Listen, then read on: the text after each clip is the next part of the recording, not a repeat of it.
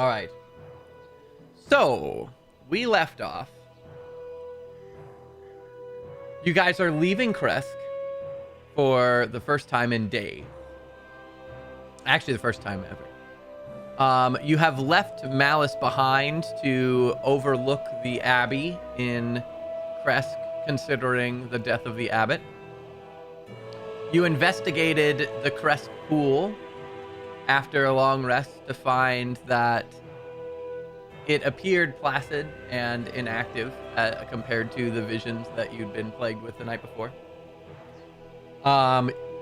Your sleep schedule is all sorts of messed up as you guys took a long rest in the middle of the night, or I guess in the middle of the night towards early morning, and have woken up in the late afternoon heading out. It'll be about a day and a half's journey back to Vallaki, where you guys, at least as of last discussion, we're heading to head back to the Vistani Camp. Although there was some debate whether you guys might head to the swamps or travel south to the mountain range, or potentially back to the Wizard of Wines.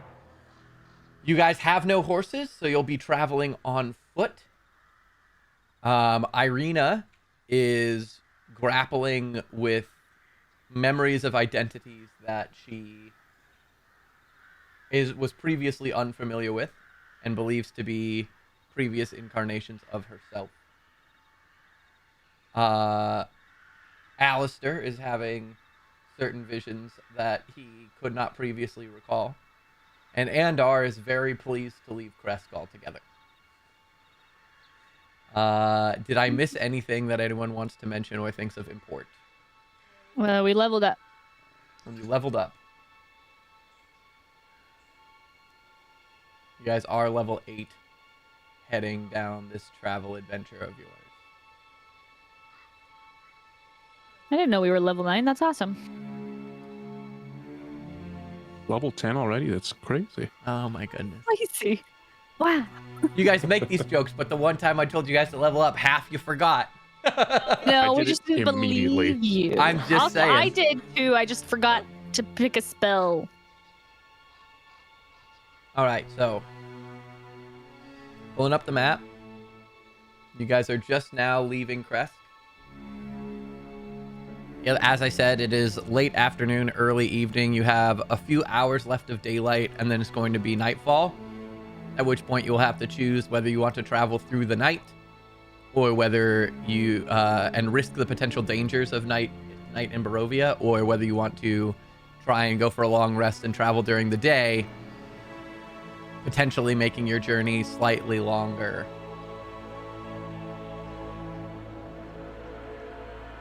We don't have any means of talking to people outside of the stones, right? Outside of the stones. I'm sorry, acorns? To each other? No. That is your only means of communication over distances. Did you use the last, Alistair, remind me, did you use the last of the paper for Rictavio? Honestly, let me check my inventory. I think I did. I want to say you might have mentioned something along those lines, but also, for my edification, I believe Alistair gave Mim the bag full of tchotchkes and the hilt, but I think that Mim might have given it back. No. Let me see. I think I still have it. No. I still have it as well. Yeah. Yeah. I thought I was going to give it back. I think only Alistair and Adunbi know that outside of Mim. I no longer have Rictavio sending parchment. I do believe you used the last one. Of it, yes. Dang. It went to Esmeralda. And you did have your previous note that you sent. Yep.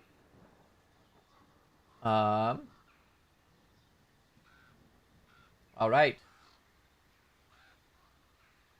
So what do you guys, what's the first order of business? What are you guys going to do?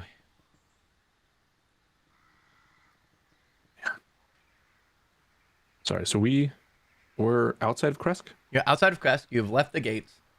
You are out on the road outside of Krezk on foot. It is approximately 6 p.m.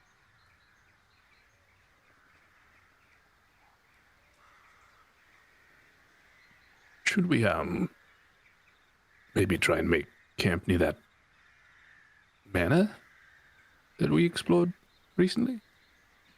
Don't know if it's a good idea to travel at night.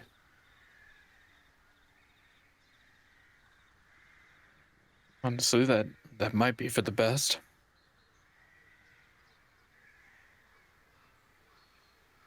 I guess as long as there's not, scary ghosts there still. If I remember right, we laid most of them to rest, did we not? I mean, I believe we did, but, you know this place?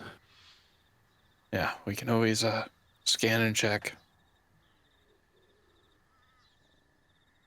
I believe we can make it in perhaps 5 hours. We'll still have a couple hours of night that we'll have to trek through, but it's better than trekking all night.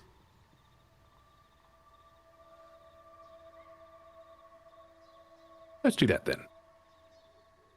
All right. So you guys start trudging east along the road, sticking to the road for the most part.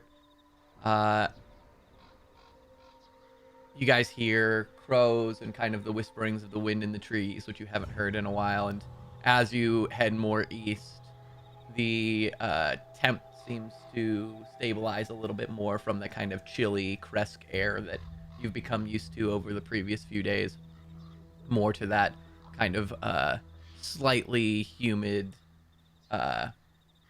mid-temp, deep forest feel of most of Barovia. At first, you guys are traveling. Everyone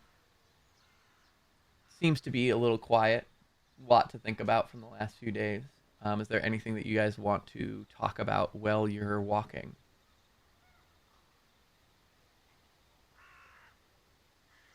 I'll talk to Mim. You don't look like you're prepared to talk. All right, here we go. Hey, Mim. Yep. What's up?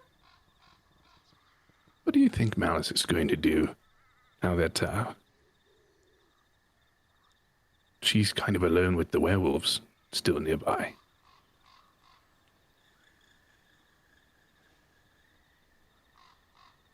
I'm not sure.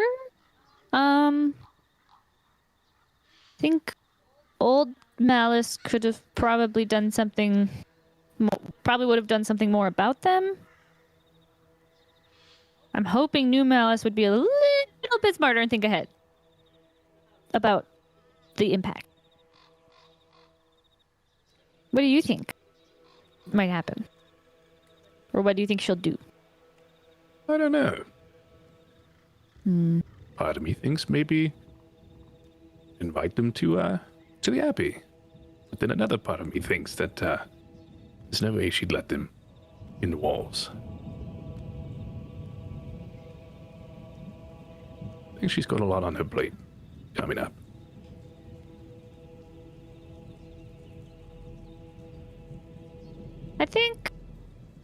I mean, it could be good for her to have an alliance with them, though. And they could also help protect the area.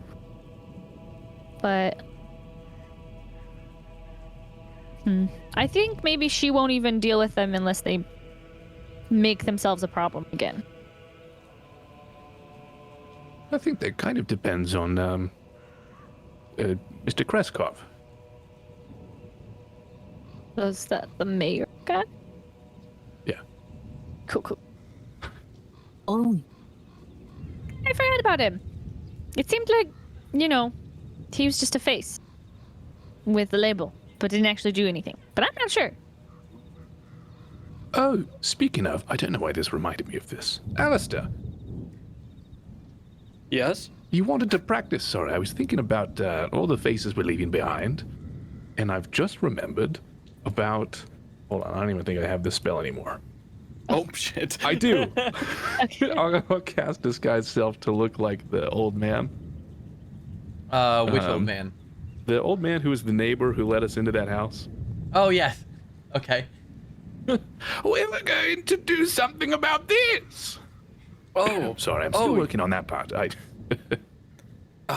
Yeah, I would love to learn how to do that. Like, it's fascinating.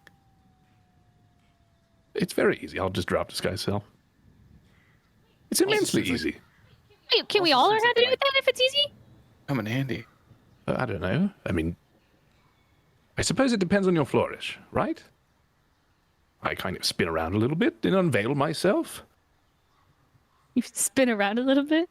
Yeah, and then the little spin, and then boom, now I'm somebody else. Mim's gonna spin around and go like pretend like there's fake music, but ta-da! How do I look? Do I look like Sten? Oh man. Mim looks exactly like herself.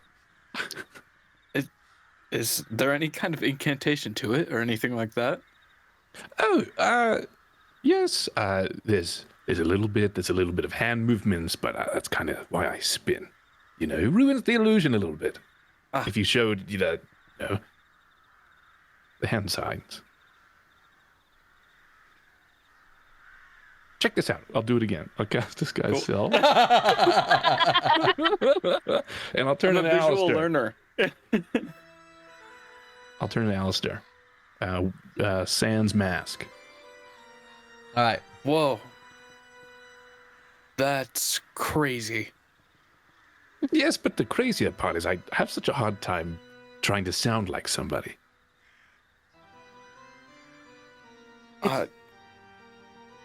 It's odd to me that it wouldn't naturally change, but I guess. And then she goes to press where your ear was on Alistair's basically above Alistair's shoulder, and feels the ear and goes, "Oh, so it doesn't physically change you. You're still underneath it all?" It's all a mirage.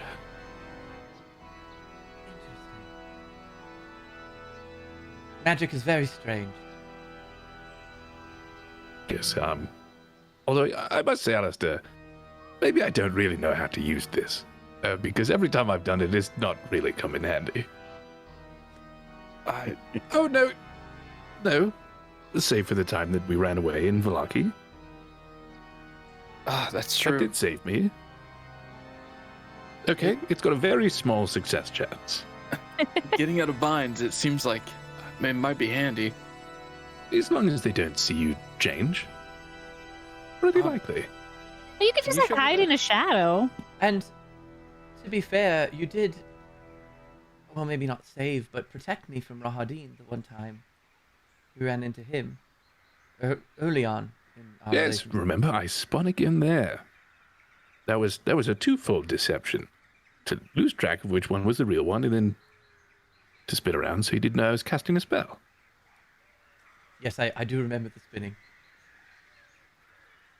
Sten, can you show me the hand movement one more time? Oh, sure. And I'll drop this guy's self. I'm just gonna burn through all your spell slots. It's What if first we level, run who in? cares? Oh my! What's the worst that can happen? It's Barovia. It's Barovian. It's a safe place here. Yeah, I'll slowly walk through it. And cast it one more time. Only this time, I'm gonna be Mim. And I'll be top half Mim. So if you touch my legs are invisible-ish. Oh, right? so you're flying. Yeah. I'm gonna follow his steps and do the exact same thing. All right. Oh, but yeah. only 1 foot shorter. I'm tall Mim. Then I'm really tall, man. Well, now that's just mean. Now there's what singular mims. Yeah. Raising the bar. Yeah. Oh, But Alistair, when he changes, you guys see the mist of Barovia overtakes him, and that's what makes the transformation. Ooh. wait, what? Oh, what a flourish, Alistair. Yeah, that felt different. That felt weirdly good. Don't get addicted to it. It takes a lot of energy, actually. I'm getting a little tired. I don't know. And then I'm gonna cast disguise self and become Sten. Oh, thank God. Large Mim. No offense, Mim, but your head is already large for your body as a small person, but as a larger person, it's quite uncomfortable. No offense. It's very offensive. I'm sorry. Have you never learned how to have manners and talk about a fairy's appearance? I've just never. I'm not familiar with fairies outside of yourself. I Well, assume you know they what? all. I think your legs are too long for your body. I'm sure it might seem that way. Yes. I'll Sten, drop. this is great. Thank you. Yeah, I'll drop disguise self. So, how do we look? No, think we you look do not good. need to. I'll do Andar. Hey, We do not need to. What a dashing young person you've turned into. This is a lot of fun. Are you really not tired from all this? Not at all. I feel like I could do this all day. And then a Doomby.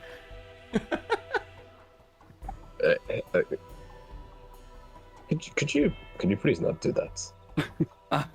Sure. And I'll drop. Thank you. I really don't like seeing another me. I Neither. guess that could be off-putting. Maybe I only do that when the person isn't around. Oh, You know, there is it's at all. there is one little extra part of it. You don't actually have to look like somebody. You could I'll show you, and I'll cast disguise self again. And it's me with a giant top hat. Yes. Like a Doug Dimmadome sized top hat. Oh yeah. Heck yeah. how many spell slots do you guys have? Well, I think we're doing very different things. We are doing different things. Okay. Sten's using spell slots. Alistair is what is I it? can do it at will. It's a new ability. Now, the only thing you have to be That's careful is, and I'll try and take your hand to touch the hat. That goes straight through it. Oh, weird. So don't get too close. But you can do a lot of pretty crazy things. Huh. Thank you. I guess sir. except take it off. The limits of everything. Does it not come off? Nope. That's hilarious. That's a higher form of illusion. This is so cool. Thank you.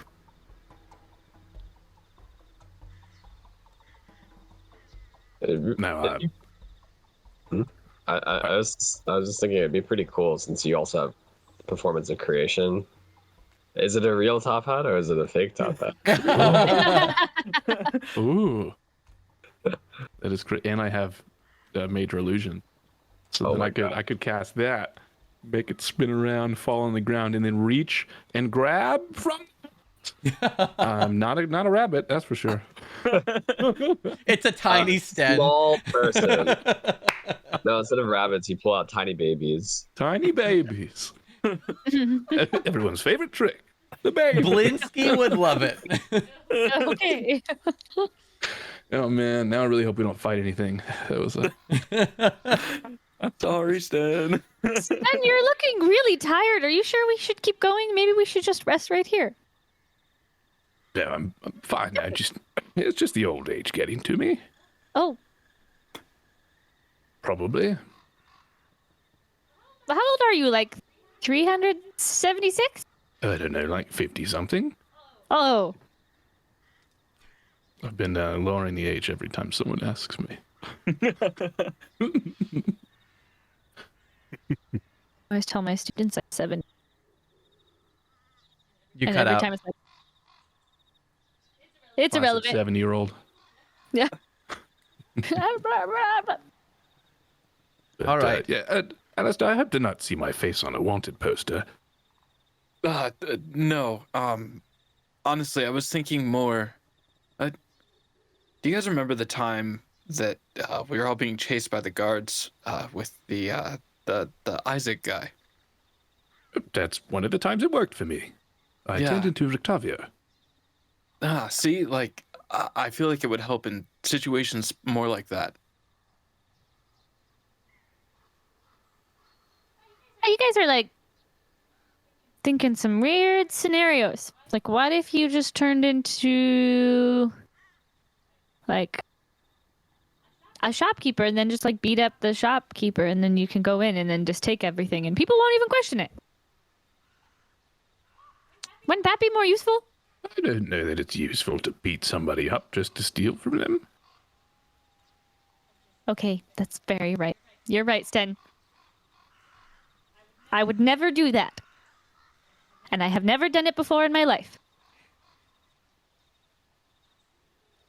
I'm glad we're telling the truth now. As you guys continue to travel, night begins to fall. It's starting to get dark. And while you're all joking and casting spells, after a little bit, you hear a voice up ahead. You hear the muffled sound of a voice off the north side of the trail. And you see just ahead of you a horse tied up at a tree. Ghost horse? No, this is a regular horse. I figure. It's a real horse.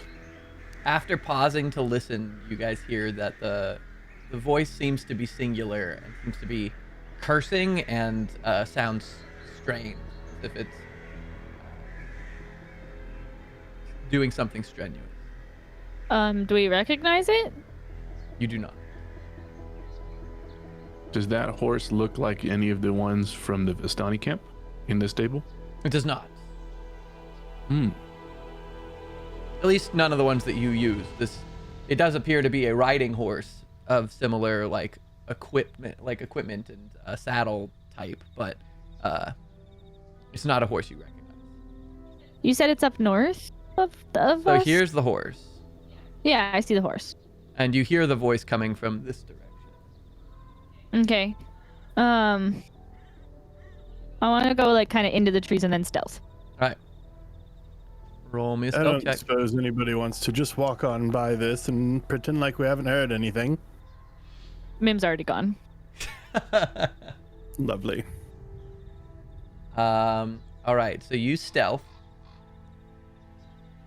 And as you get a little closer in between the trees, you hear the voice grows a little clearer, and it sounds like someone's laboring and muttering curses. And you can tell the voice is coming from beyond the horse. You wanna dash around through the trees? Can I do that? Sure. Cool. As I get towards the horse, I do want to make sure I'm looking around, look at the horse, see if got a lot of stuff on it and around it, or if it's just the horse. Roll me an investigation check, since you're kind of trying to stay stealthy and also taking a quick look. Nice. So, Yay! your wits are sharp. You're able to kind of scan around. You're listening to this cursing under labored breath, and you notice that the horse seems to have blood smeared on the back of its saddle. Who's burying a body? Okay. Sorry. You can keep describing it. I'm sorry. But otherwise, it seems to be fairly calm, and it's just grazing underneath the tree. Yikes. Okay, cool. I want to go slower up to the thing. And then I don't know what everyone else is doing, so I don't know if I have time to. Yeah, is anyone else? You guys waiting? You guys? I'll send Doctor Who over to where I'm hearing the noises. All right. Doctor Who is presente. Can you control that? Yes, you can. Let's go. So, through Doctor Who's eyes, you see that there is a stocky man underneath a tree. And he seems to be taking a shovel and throwing dirt onto a hole.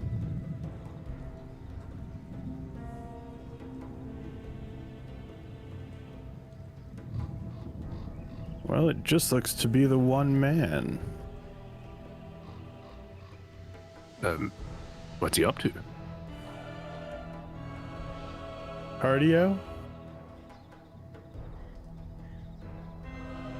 We should probably let him work out then. Well, he's burying something. Oh. Something as in someone or something? Well, I'm not sure.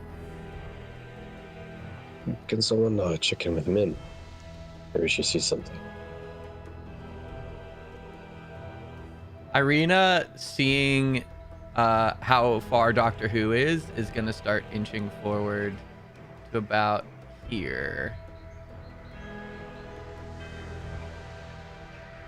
She always just walks off by herself. I'll cast She's just message. trying to make. I She's wa- just trying to make sure she's within close enough range to respond. I'll cast message towards Mim, assuming she's in the direction of the noise. Mm-hmm. Hey, Mim. Where'd you go? And what's going on? Can I respond? I can't remember. Yes, you can respond in your head. It's less than 20 words, 15 words. It's short phrase. This one. Short A phrase. couple sentences. That's what Yeah. it is. I can see the dude from this point now, or not yet. Let me click and see. Yes. Okay. And it's in my head, so I'm Yes. gonna respond. I'm pretty sure there's a dude burying a body, or something. Okay. Good news and Oh. no new news. Wonderful. Is he facing away from me? He is Like- facing away from you, and you can see he's like cursing and throwing dirt onto the pile. And stops and wipes his brow, flicks his hand, and keeps burying. Is he? I can't hear anything he's saying. It's just like, fucking blah blah blah. I'm tired. And You're close nothing enough about- that you can kind of hear. Okay. Yeah, I think she's gonna get the best of me, but no. I know, Vampire. When I see one, thinks after 20 years he can get the jump on me, but no. I know. I am a smart one, I am. I can tell when I'm threatened.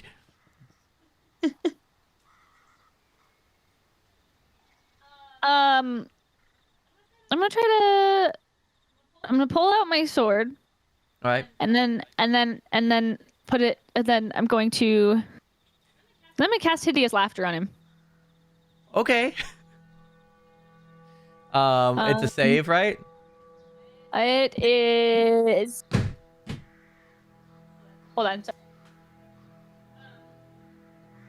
Sorry, I don't know. Oh, there it is. I was trying to get at my hub thing to cast the spell. Where's the thing? It's being strange. Sorry, give me a second. Oop. I have not cast this. Tried to cast it first. So. Just a warning. Does it do damage? I'm pretty sure Tashi says Laughter does do damage, or does it just make them uncontrollably laugh? I think it just. I thought it just made them laugh because it doesn't say. Double check. Fifth enemy is funny. False. Side What? Or something? Yeah. Oh, no damage. Mine doesn't say any damage. Oh, no damage. Okay, cool. It's a wisdom saving throw. Wisdom fall saving prone. throw. Yeah. He's got a score of less than 4 on intelligence. It doesn't do anything. Yeah. And what's your spell save DC? He rolled a 14. Oh. Remember. Where is that at again? On the thing? I don't cast spells. It's DC 14. So he meets it, he beats it. Ugh. He's going his hero. to. So when you cast the spell, Mhm. it fails, but he can tell he's been cast upon. So he like stiffens up and swirls his. Hey, who's that? You ain't gonna get the jump on McHale. No, you're not. Who's out there?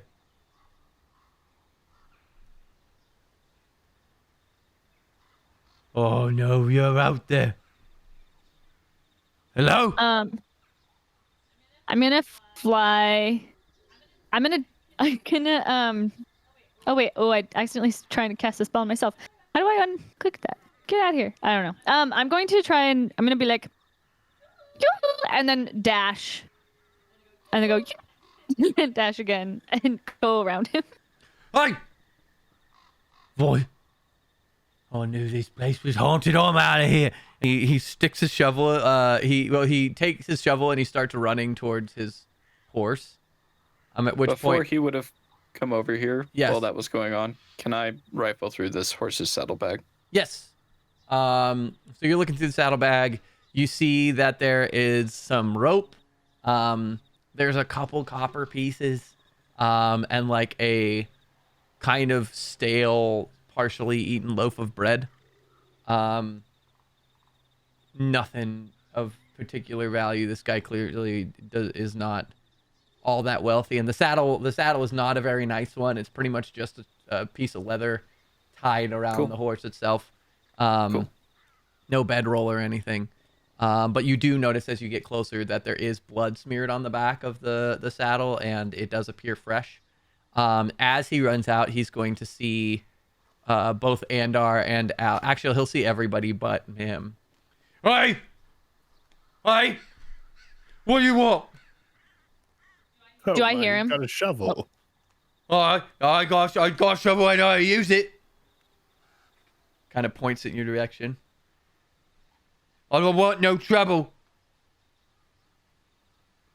If can I hear that? And if the timing works out, I would like to sneak dash behind him and hold my sword at the back of his neck. All right.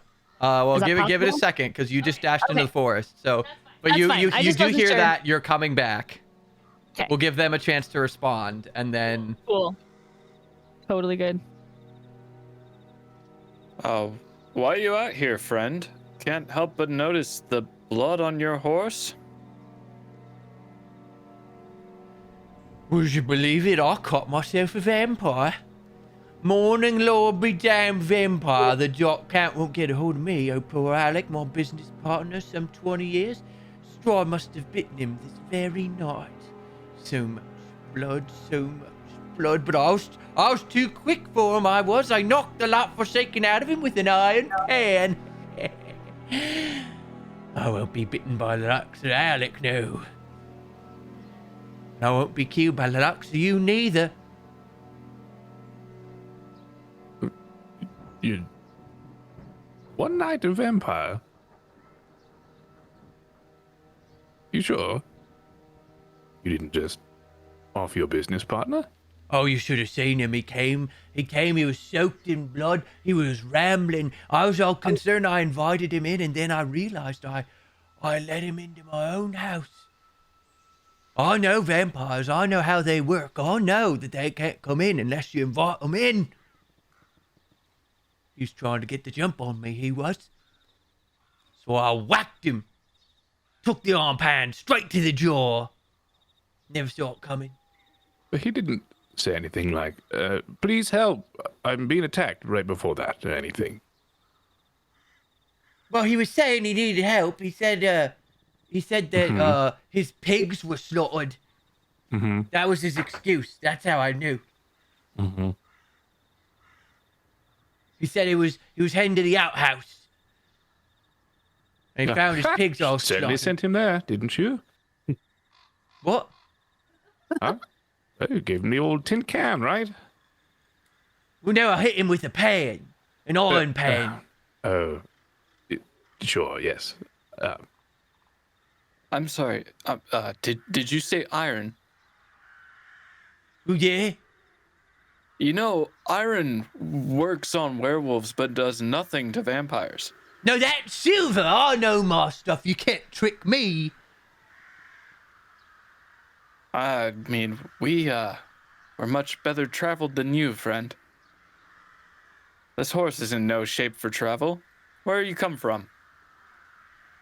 I own a farm not far from here. Used to be under the Bergmore estate until they vanished. Well, died, whatever, you know. Nobles. I heard they died twice. Were they vampires too?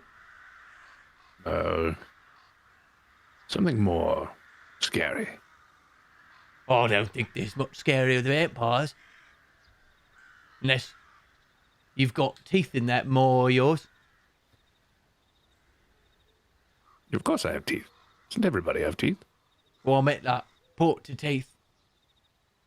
You know, canines, bicuspids. Those type of things. Of course. Are you making a fool of me? I don't want no trouble. Then put down the shovel. Mim, are you still putting the sword to his back? If I heard all that, I wouldn't. All right. I would still like to be. You're still quiet. stealth. He's not. He Yeah. can't. He can't Yeah. see you with your current Yeah. stealth. But That's fair. I just would like to be at least closer behind him, just in case he tries to run. all right. How do I know? There's more of you than me. How do I know if I put my shovel down that you're just not gonna off me, huh? How do you know that shovel will do anything to us? It might not, but I've got a mighty right hook. I do. Got big, strong muscles from working on the farm. I knocked him out with the pan. Imagine what I can do with the shovel. He kind I'd of love like to imagine you could put it down. gestures it at you. I'm just not gonna flinch to it. He kind of like half lowers it. Will you let me go if I put the shovel down? From behind, can Mim say, "It depends." Though whenever you do the really high pitched, you cut out. Ah, dang it. Well, that depends.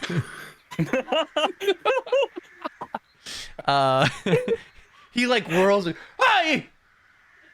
How many more are you all there? He's more on edge. He was like, he seemed to be slightly lowering his guard, and now he's back on edge again. Mim's just gonna say, honestly, I think just what you see here. I just like to make people nervous. Why do you have a flying pink child? Ooh, take that back. I am not a child. And at that, Mim does hold up her sword. Call me a child one more time.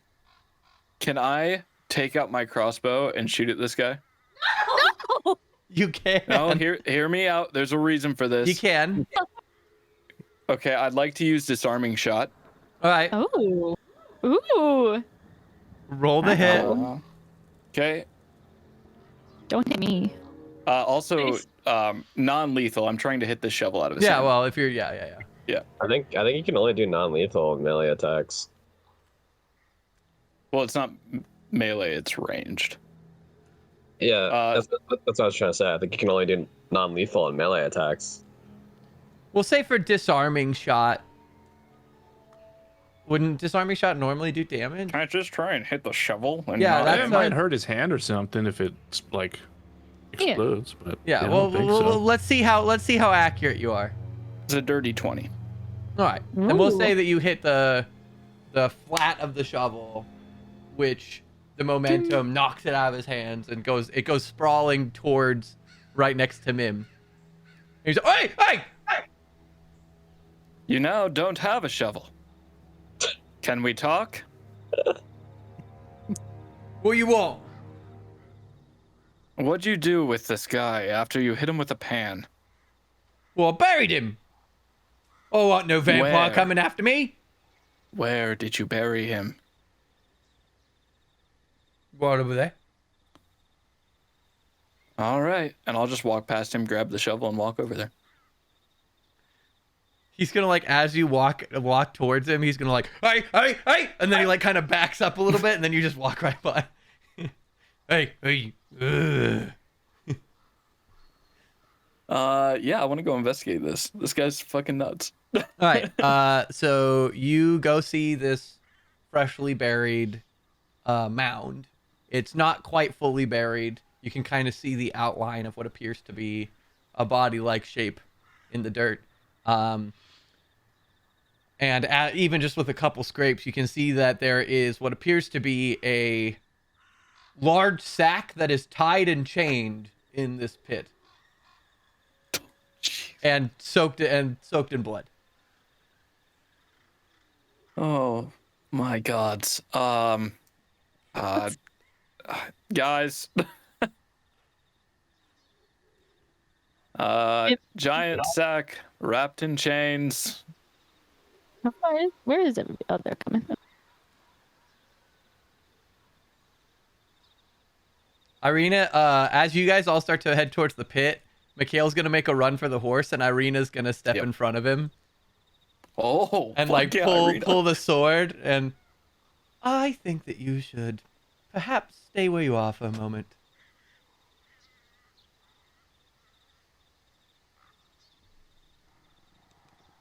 And if people are coming over, I'll try and drag it out and let's see this guy's vampire. All right. So you unearth the sack and unwrap the chains and the rope to the best that you can, and open it up. And inside you see a bleeding and unconscious man, who not only is soaked in blood on various parts of his clothes, but has a open wound on the side of his face that is bleeding actively. So this is pretty recent, huh? Is Is he he still dead? alive? Let's find out. And Demi will reach down and cast Cure Wounds. I think I have Cure Wounds. Let me double check.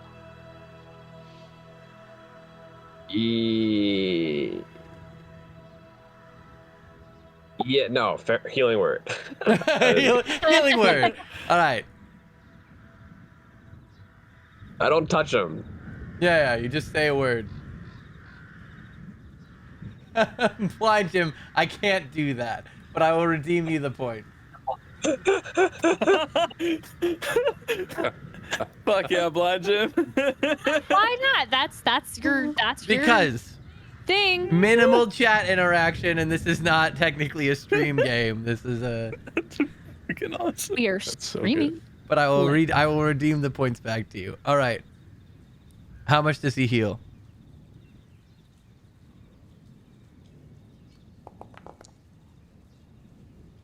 Jesus Christ. All right. I don't know if he's a normal villager or secretly actually a vampire. We'll never know.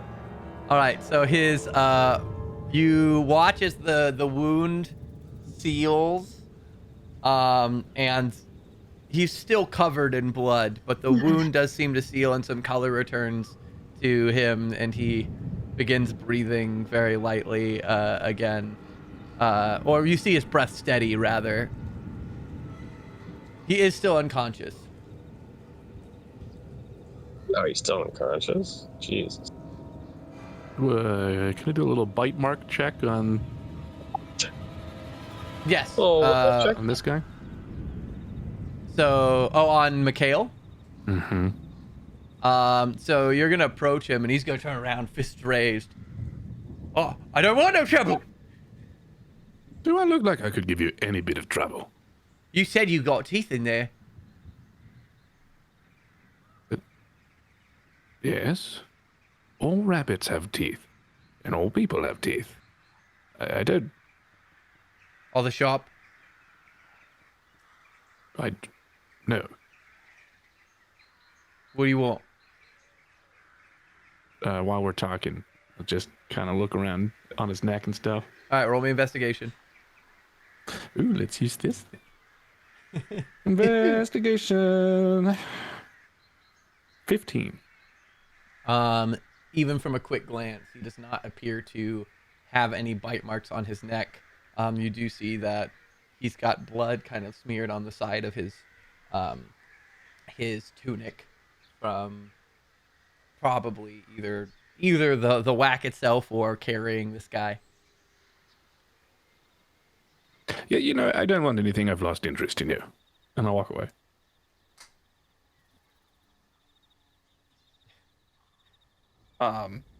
Can I check the cadaver in front of me? I mean, he's breathing. He's breathing. But can I push up his lip and check for fangs? Yep. Yes, you can.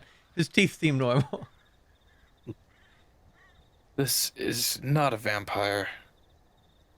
This guy knocked some random asshole unconscious. No, didn't he say it was his business partner of 20 years?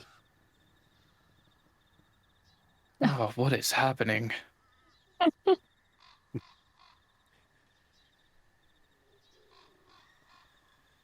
Well, what do we want to do with this information? We could make him buy. I'll point to Mikhail. Is that his name? Yes, We could Mikhail. make him buy him all those pigs that were dead. But that'd make him happy. Is he breathing? Both are Yeah, breathing. Still unconscious. While they're talking, I just want to kind of go back towards the guy, Kale. Right. Can I try and like cheek tap this guy awake?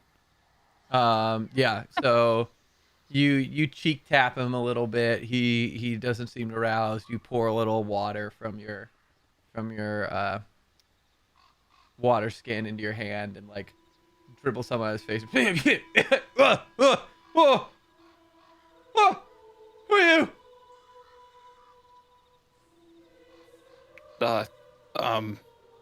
Hello. Hello. Oh, I'm in a hole. You're finally awake. Like, also, you were cutting out, Cap. Oh, I'm in a hole. Still cutting out. Why am I in a hole? Your business partner knocked you out with a pan? I really don't know. Mikhail hit me with the pen. Why would Mikhail hit me with the pen? This Oh, is I a got vampire a hunting technique. I've got a wicked headache. Oh, my jaw's sore. Mim, you said you wanted to talk to Mikhail. Yeah. What are you doing? Sorry. I want to point my sword at him and get close to him. Now there are two swords pointing at him on either side, which makes him particularly nervous. And I say, tell me again what happened? Look, I'll tell you straight. I was asleep. Alec came screaming and panicked and said that all his pigs had been slaughtered. He was covered in blood, and in my half-driven state, I said that he could come in and tell me what happened. And then as he was rambling and ranting and I came to my senses, I realised that he was covered in blood because he'd been bitten by a vampire and I'd invited him into my house, which is how they get you. And then I knew... Yeah. Can I see if... Does he actually believe what he's saying, or is he making shit up? Roll me an insight check.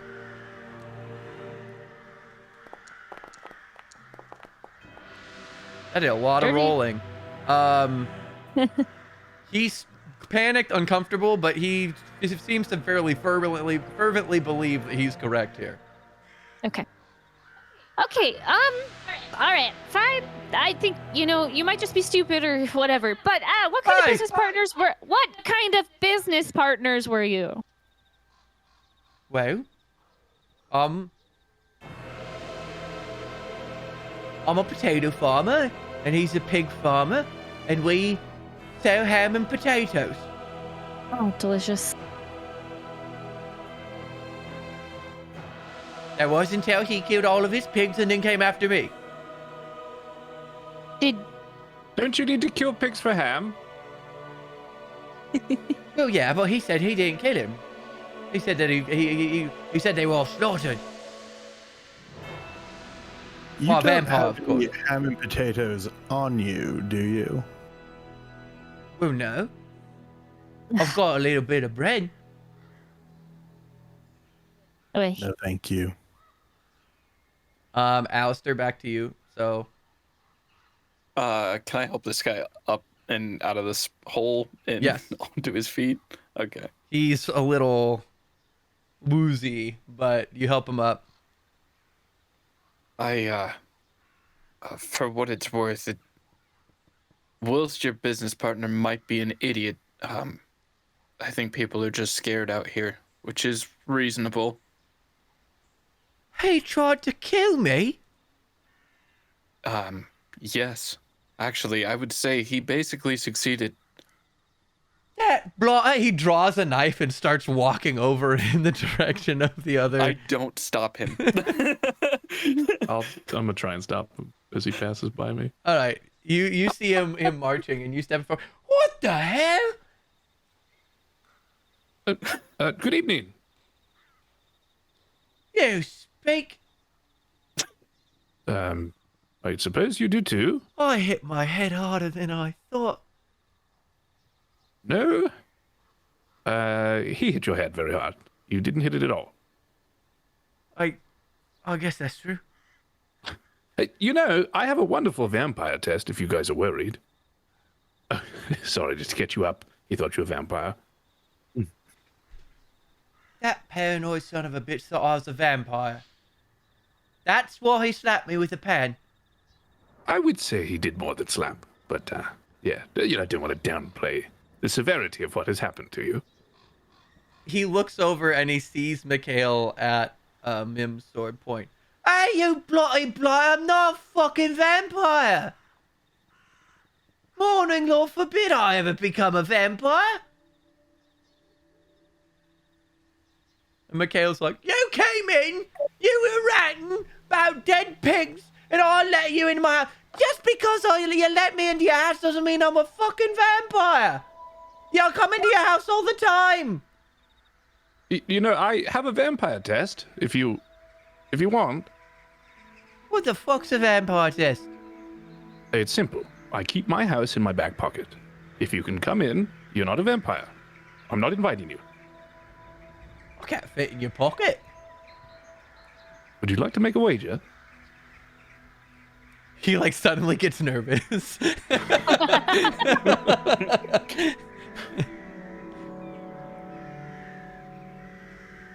Okay, who are all these people anyway?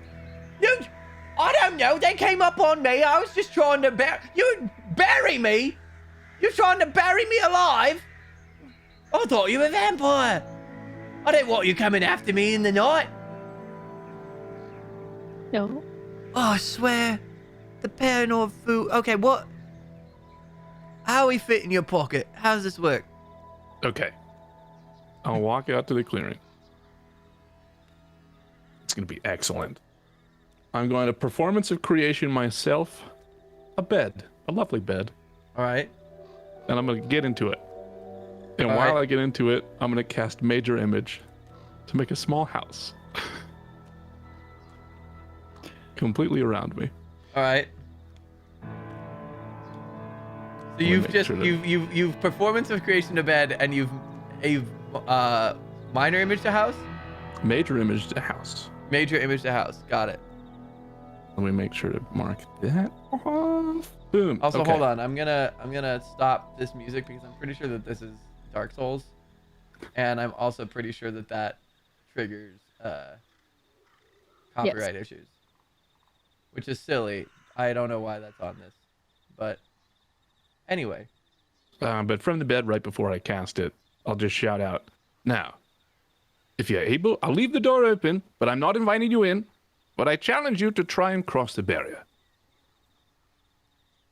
He goes, well, I ain't a vampire, and goes walking straight past the swords, just walks straight into the house. See? I'm not a vampire, but I'm telling you, Alec won't be able to do it. And Alec goes, you bloody fool, of course I can do it, and walks straight into the house. I'm not a vampire. I just came because my pigs got slaughtered, and I was concerned about how we're going to make profits this quarter. When he walks through and it works, I'm going to change the illusion to have a little, like, marquee banner. Woohoo, not a vampire. Just kind of scrolling around. Oh my god. They both have little woohoo. Well, wait, then why were you covered in blood? Because I went and found my pig slaughtered. It's not my blood. It's not someone else's blood. There's no one else to fuck around. Oh. Well, shit. Yeah, well, shit. You bloody knocked me out with a pan gun, bury me in the woods? After 20 years?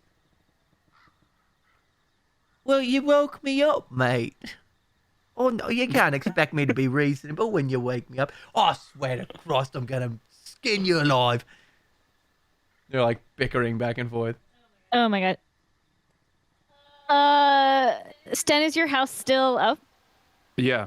In the Okay, bed, very real. Don't touch the house.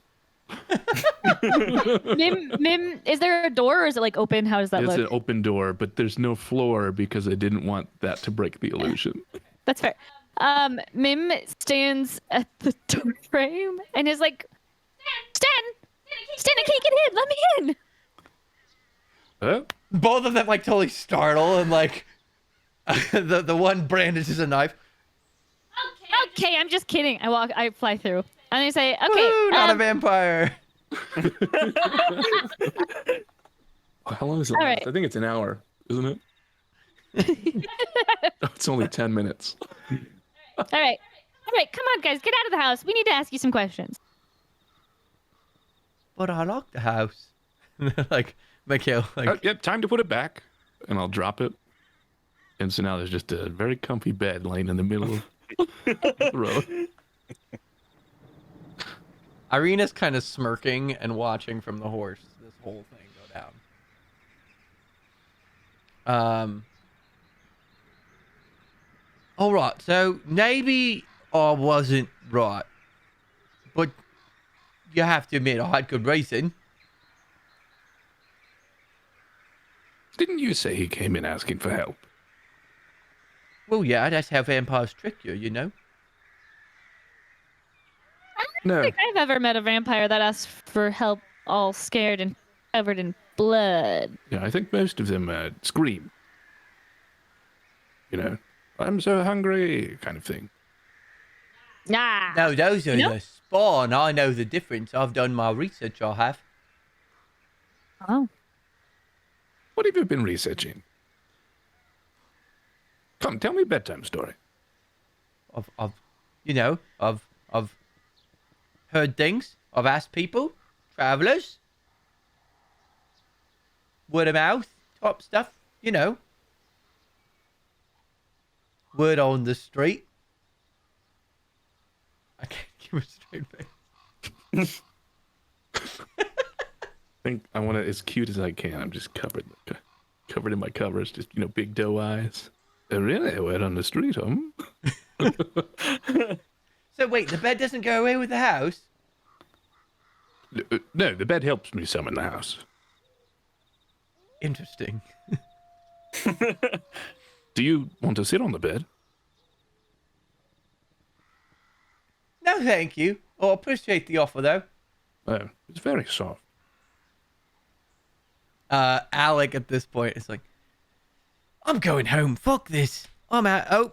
Oh, I want to fly in his face before he leaves. Okay, so he turns to Like, go. as he's turning- He turns to yeah. go, and Mim like flies up in his face. Hey, Jesus!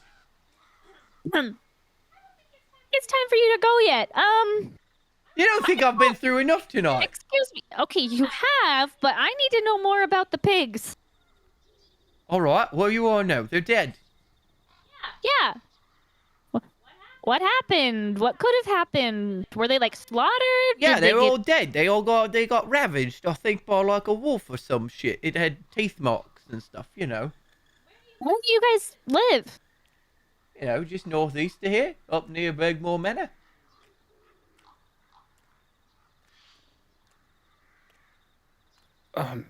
No. Matt. Okay. Bad. Okay. What?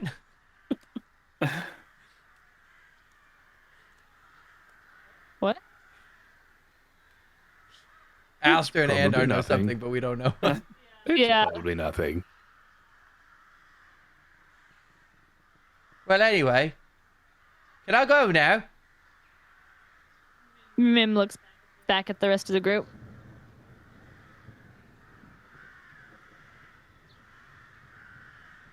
You sure you're all right to walk around? I just want to go home. I think about what's happened here.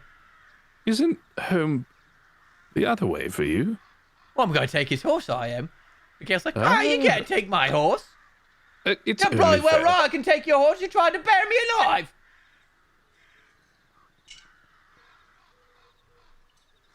Sounds reasonable to me. Very reasonable. I guess we could take the horse. Oh, no, not that horse. We don't need one. Yeah, it's so dirty. Mikhail's like, hey, that's my horse.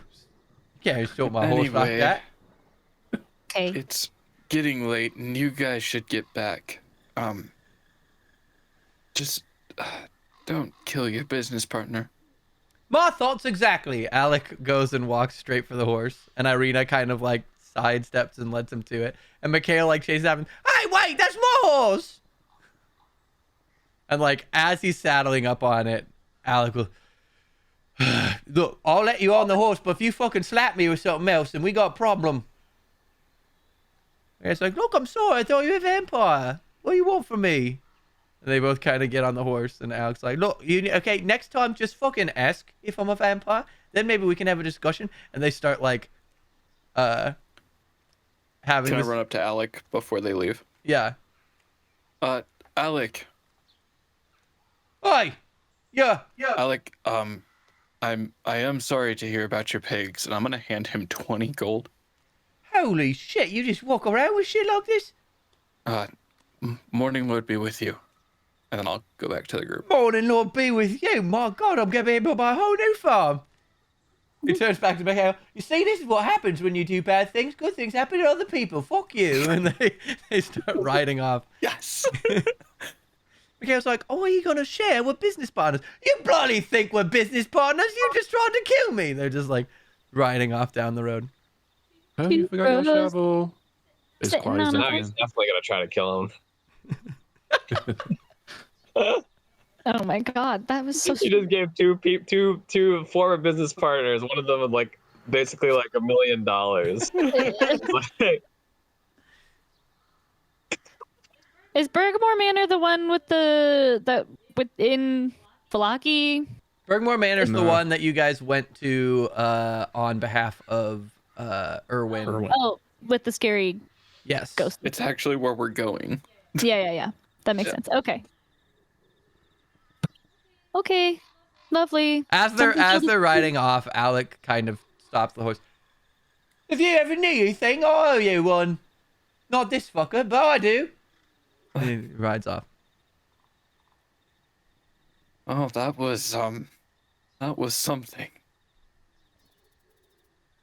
hey, at least we got a shovel. Mim goes That's- to try and pick up the shovel.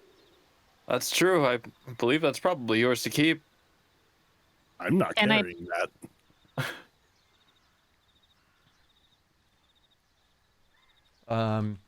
Mim, do you want the shovel?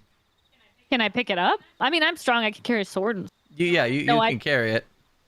No. When Alice Andar says, "Well, I'm not picking that up," I say, "Yeah, you're right. That's so gross." All right. Well, now that that's over, shall we? And Irina kind of dusts herself off, and She's a All sword. right. I'll get off the bed. It'll disappear in a myriad of orange butterflies.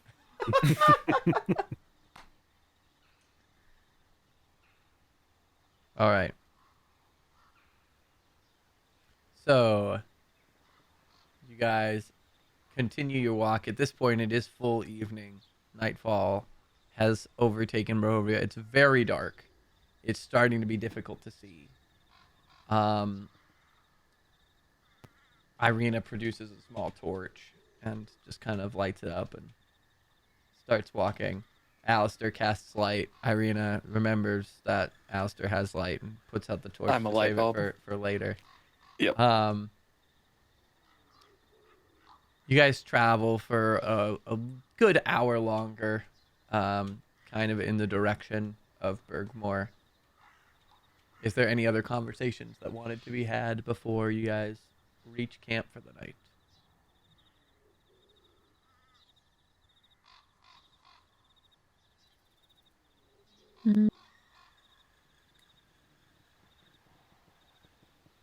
You guys think that that was anything to be concerned about?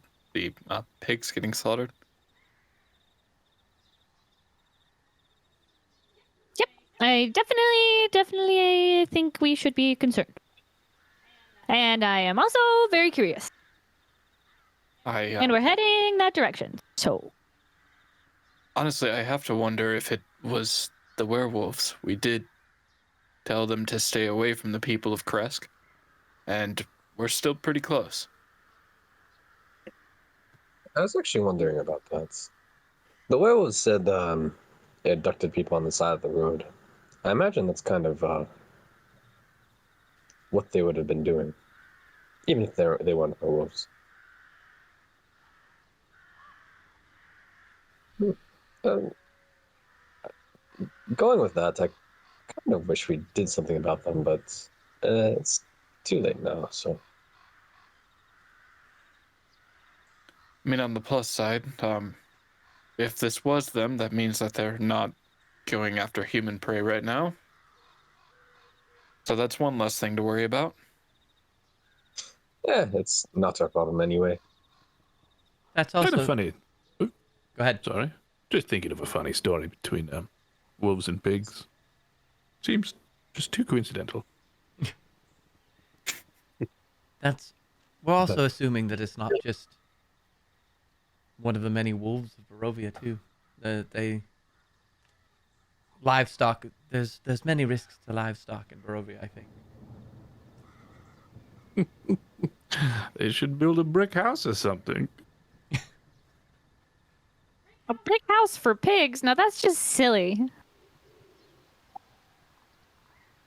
You see Irina kind of like half quirk a smile. Clearly familiar with the story. But Does anyone remember where we're going? I don't. Very different in the dark.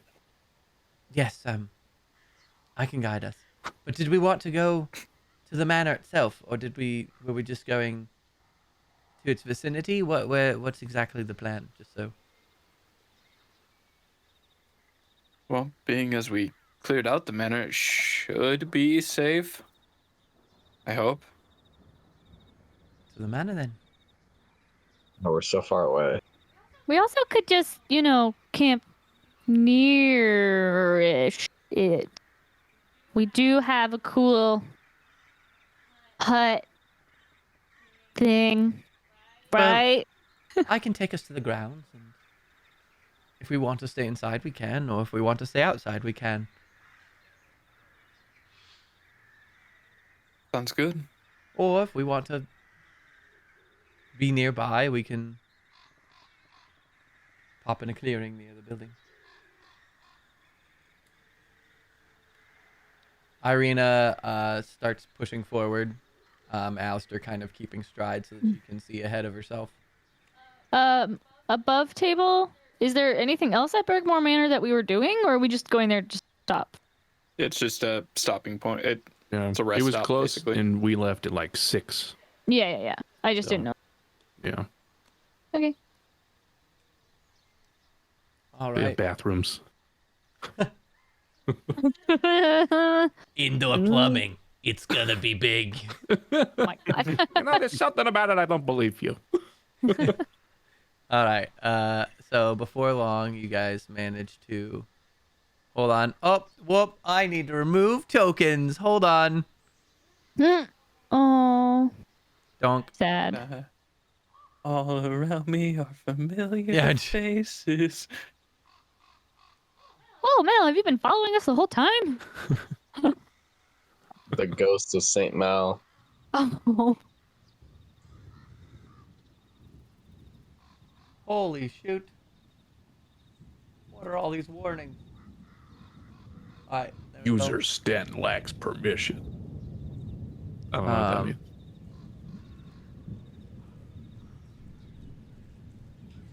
Cool. So you guys come upon the grounds of the manor. Quick shout out to Balatro for her cool map. So you guys come upon the grounds. Eventually, Irina kind of leads you to the front gate of the manor itself, which still is hanging open since your last visit.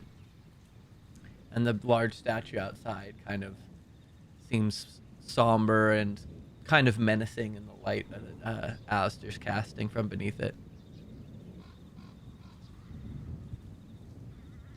I don't remember any of the things we were fighting being able to leave. But maybe right here is good. Just in case.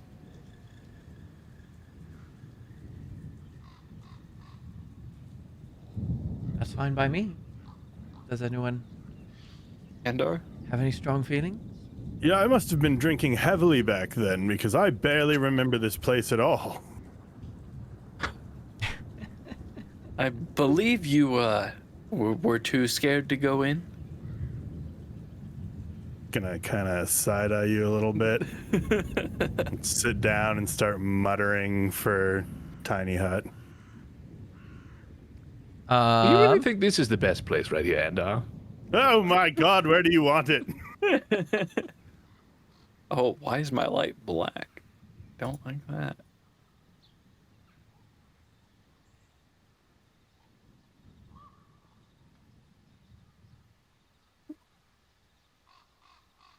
What the fuck? That's not right.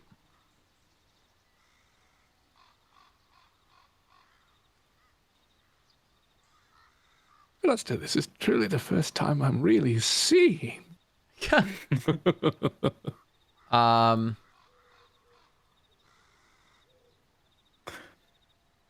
So, Andar, Adunbi, and Sten also. Actually, I lied. It's Mim, but hold on. Mim's in the restroom, I think. So, anyway.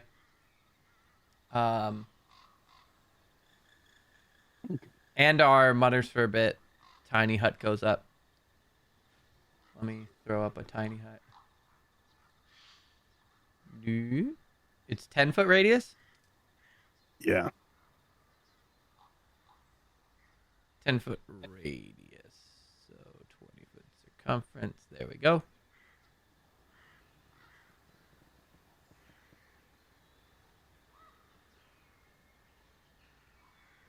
That's still 20 feet. Shit.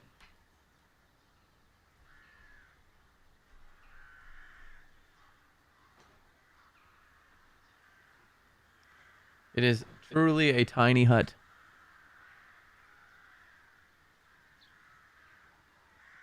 All right. Tiny hut goes up. Also, Mim.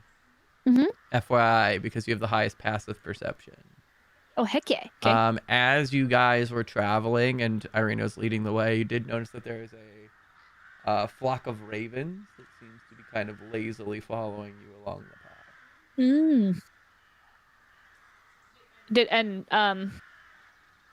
I would have pointed out like a nod up to them, probably. To Well, we everyone were- or to somebody specific? Who was standing next to me while we were traveling? Not Irina or Alistair, because they were up at the front. Well, then Sten or Doonby and Everybody near me, I kind of be like, hey, we have friends. There you go. And that's it. So you guys are aware that there was kind of a flock of ravens kind of lazily following. But tiny hut goes up. The sound outside kind of muffles.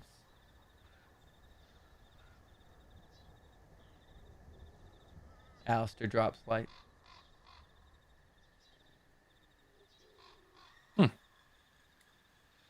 You don't want to know what Interesting happen if we wake up in the morning after tiny huts and we're surrounded by a group of people or enemies. Well, then I'll just have to wake up 10 minutes before this one goes away and cast it again real quick like. And then we'll have a whole nother time period to decide what to do. I was just it was just a thought that crossed my mind. I wasn't saying that. Do you want us to stay up and watches or something? Oh no, it was just you know that you have an intrusive thought sometimes. Oh, I just thought it would be funny. I can have Doctor Who keep watch and alert us if he sees anything. I mean, what are the chances that would happen? Who's looking for us?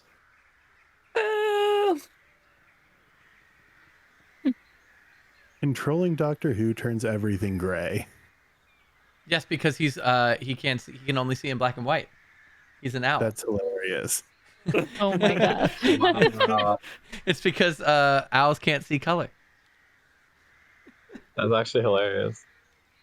But yes, if you click on Doctor Who, his vision is fully graced. Yeah. As Irene is kind of unrolling her bedroll, you know, for all the times that we've cast Tiny Hut, you would think we would have thought to maybe cast it on grass rather than cobblestone. Oh, well, pardon me for picking bad places. Oh well, note for next time, I guess. I'm going to Speaking of drop Tiny Hut and walk over to a particularly mossy place Oh, and sit down and start to cast it again. I guess we're going this way. Oh, Everyone kind of, Irene goes, oh well, I mean, works for me, and picks up her I stuff. want to stop Irene before she leaves All too right. quick. Yep, she's wrapping up her bedroll. Oh, sorry. Speaking of people watching, you drop this. I'll give her brimstone. Ah. All right. So you hand it back, and how did you get this? Just sort of picked it up from behind you when you were not yourself. Ah. Thank you. And she takes it from you. It is removed from your inventory. When she leaves, he'll make a pointed look at Alistair.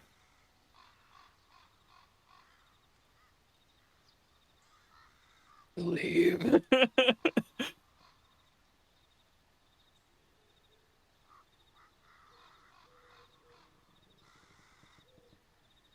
All right. Assuming she walks away. Does Yes. she walk away? She does. Okay. She heads over with her bedroll. Do you think we needed to lie to her about that? I think she knows what I'm lying. I see your point. I will join the group as to not get left out of Tiny Hut. Bum, bum, bum, bum, bum, bum.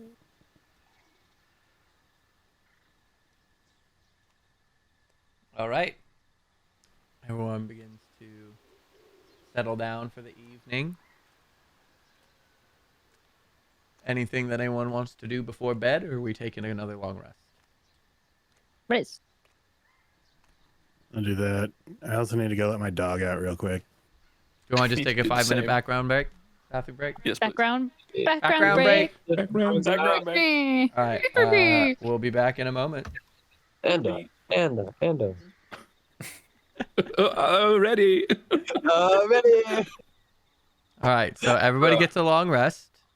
If you need Oh, to yeah. refresh anything, that was a struggle. If you need to refresh or re-up anything, Easton gets his first level spell slots back. Yeah, man. all right. So first things first, tiny hut has dropped. It is Barovian morning. You've got that kind of dull gray light casting over the side of the building.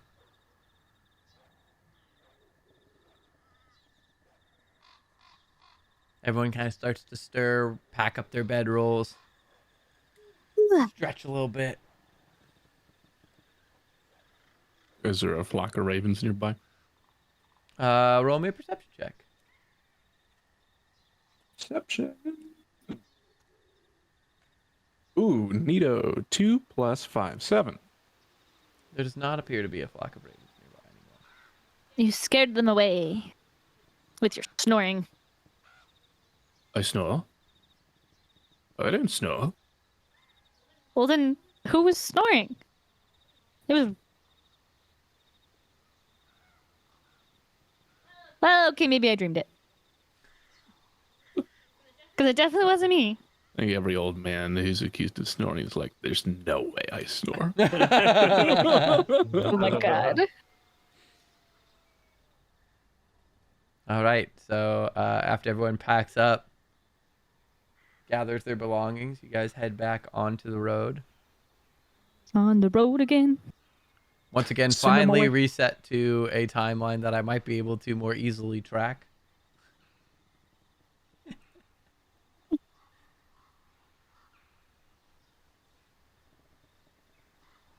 All right.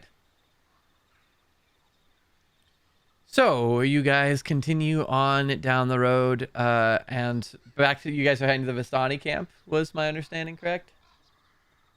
Yeah. Yep. All right. So you guys continue traveling down the road, pass over the bridge that separates Krezk from the rest of the Barovian mainland.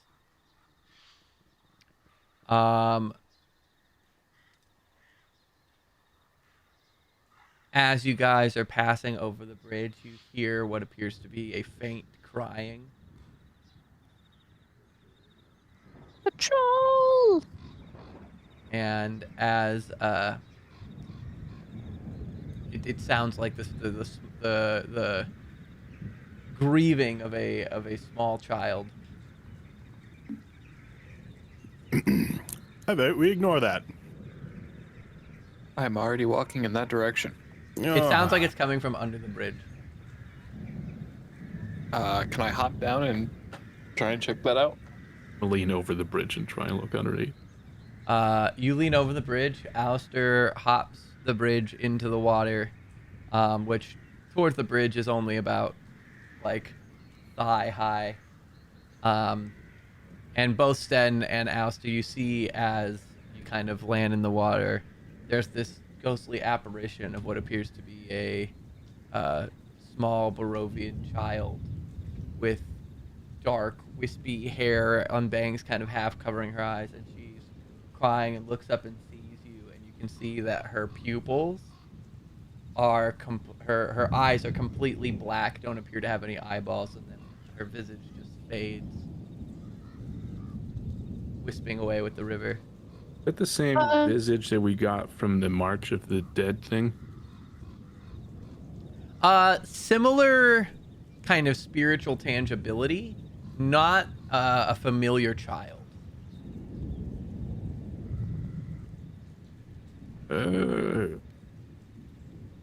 Alistair, did you see that? Every bit of it, yeah. It was with her eyes. I honestly don't know. The seers that we've met, not necessarily Esmeralda, but Madame Ava. Yes. What were Madame Ava's eyes like? They appeared normal when they actually went through the seeing process. Both of them tend to their eyes rolled back in their head and they're kind of glazed over. Okay, but no like black. No or anything inky like that. black voids of any kind. I don't know that I've ever seen anything like that. I wonder if that's,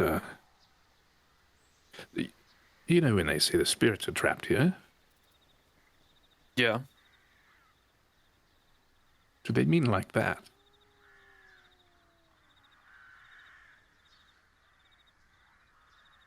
Maybe. I'm looking around. Is anyone else looking? Any of our party? Irina had kind of stopped on the bridge to see how you guys responded. She did not look over, but she's listening to your conversation. Mim was kind of similar with Irina. I'm gonna go ahead and start making my way back up to the bridge.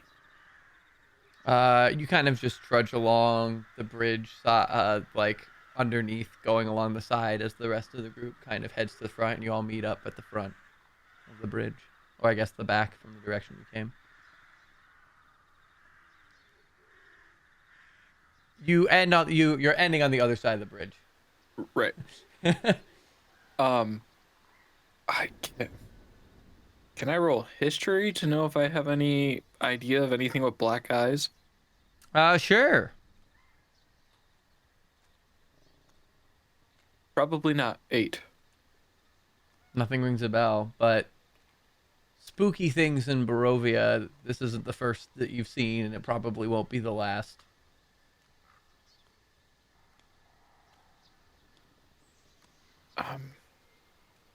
Yeah, that was honestly that was unpleasant. Oh, haunting even. I don't think...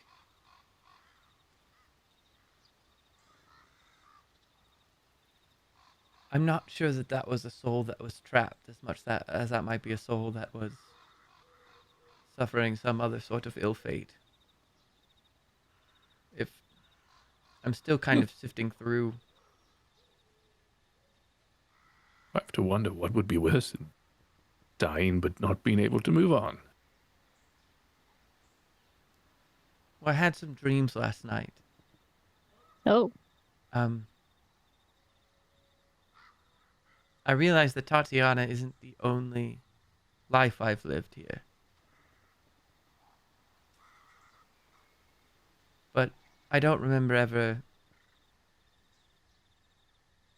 the times in between. I just remember the times that I was, or they were, whatever that might mean.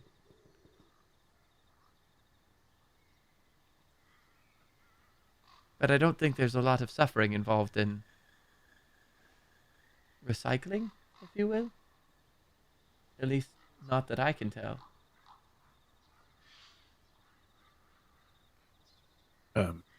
Anything interesting about the dream, or more of the same? Just different experiences. Tatiana might have been a commoner at first, but seems the Tsareviches, in their courtship of her, trained her in some of the ways of nobility, including, and she kind of glances down at her sword, dueling. But also, I saw other things that weren't Tatiana's, other names. I think I might have been a priest at one point. I'm sorry, what? So it would explain why you are so pompous sometimes. Perhaps. I'm still sorting through it, but I think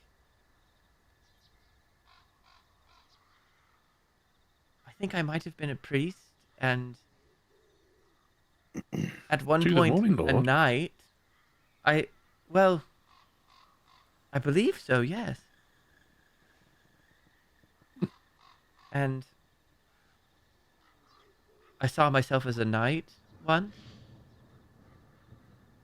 serving under a banner I don't recognize, at least from my readings. There was one instance where I was very dirty and very angry, and I was wielding 2 axes very violently. I think we've all been there. It seems I might have more names than I thought. Can I ask for DM clarification on one thing? Yes, of course. Priest or priestess? Priestess. Okay. Oh, she's always been a woman. Gotcha. She just seems to remember different versions of herself living different lifetimes. Gotcha. Okay. That night thing. What did the banner look like?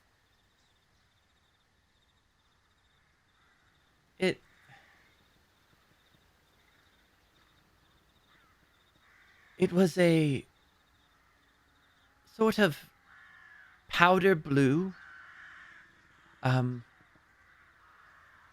it had a dragon, a silver dragon, set on the blue field.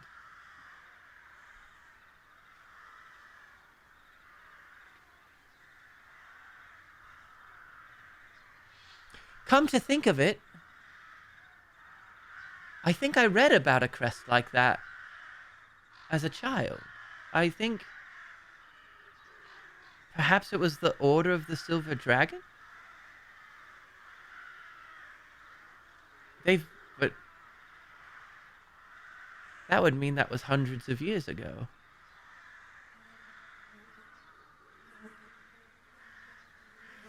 Above table question. Yes. Did we read about that in the Tome of Strahd? That name? No, that is not a name that is familiar to you. Although, Andar, specifically, roll me a history check. Just because I remember specifically you looked in the library in Vallaki. That's what. Like we have it in our notes somewhere about something. Oh, Boy, I'm sure not paying any attention at all. Doesn't ring a bell. Doesn't just not ring a bell. He's just not listening to Irina. Yep, clearly. Anyway. I'm still sorting through things. It's all a little muddled, I'm sorry. I'm doing what I can. It's just confusing.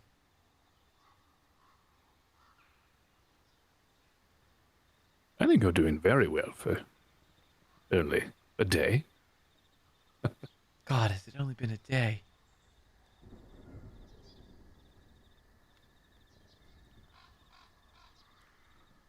Well, perhaps we should keep moving. And she starts leading on again.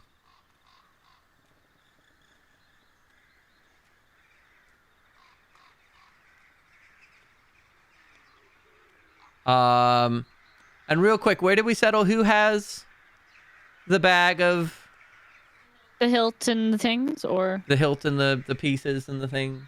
me? Mim. All right, cool. Just And I checking. got lots of platinum in there. Remember this whole time when I've been telling you, Mim has a lot of money. All right. Well, so Mim doesn't need money. She's got sticky fingers. we don't need money at all. This is Barovia. Yeah. Actually, we need a lot of money. Irina, yes. you haven't come across the name Baba, Great Witch Baba, on any of these dreams? That is a good question. Let me see. Let me make a roll.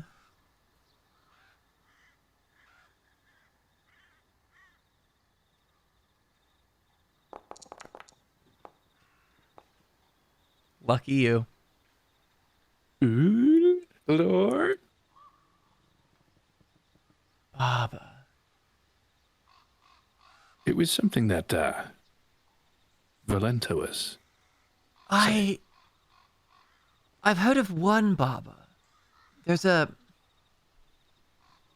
woman. Her name is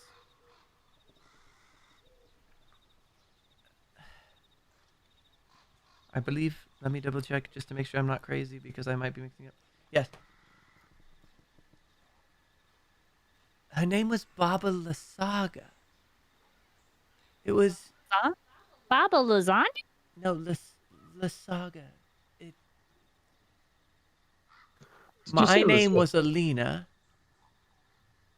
Elena? Oh. And I was a spy. And I had heard of a woman who was serving as midwife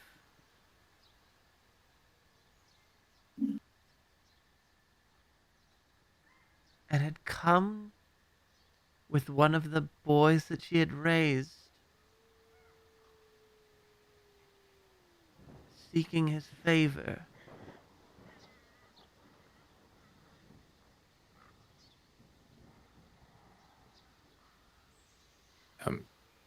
Strahd seemed very upset with hearing the name. Are they they know each other? Well,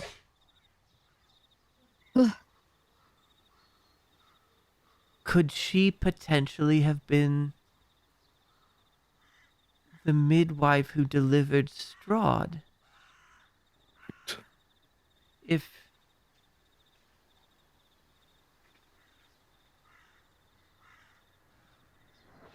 I remember I reported that she was traveling in secrecy, following a general.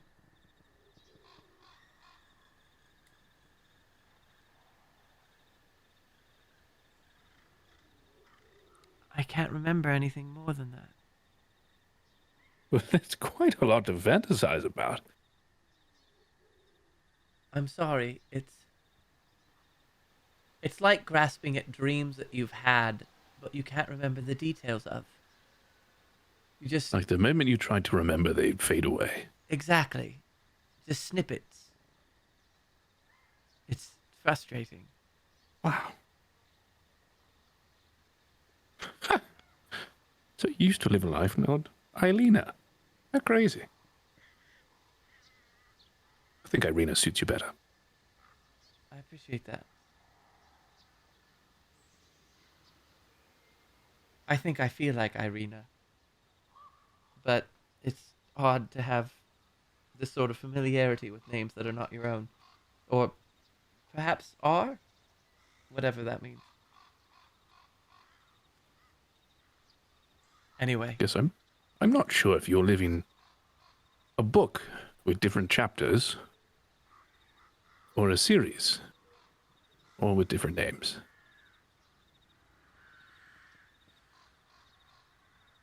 perhaps that's yet to be determined. Or, if it has been determined, perhaps that's for us to find out.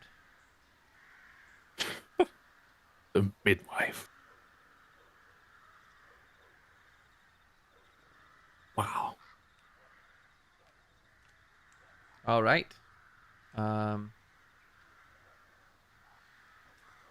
You guys continue traveling for the next few hours. It's starting to be early afternoon, and the heat is starting to get that kind of muggy, buggy feel. And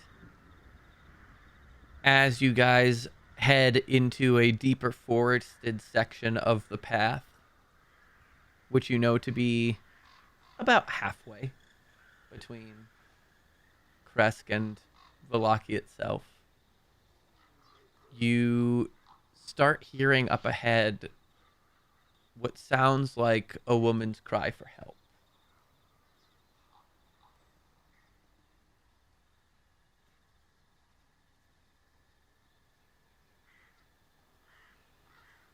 What direction is it coming from? It is coming from up the path from where you are. Does everyone hear that? Yes, I assume no one's okay with just ignoring this one either. Hey, isn't this where we found you at Doonby? Knowing Barovia, it's probably some druids or something. They're always up to no good. So dark. Oh, I'm There's- fixing it. thanks. Need to put people in.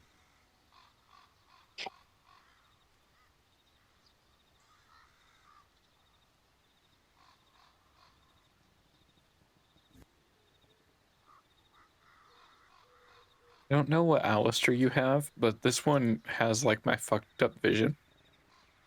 Oh. Let me fix that. You're no longer blind. You can see. For the first Um, time in my life, I can truly see. Like everything's weirdly darker for me. Did you do like the unselect your character? If I unselect, everything's fine. That's how I know like you guys don't have that same thing. Because when I select mine, Does that fix it? it's also dim light. And unselect is bright. Maybe that's just what it is.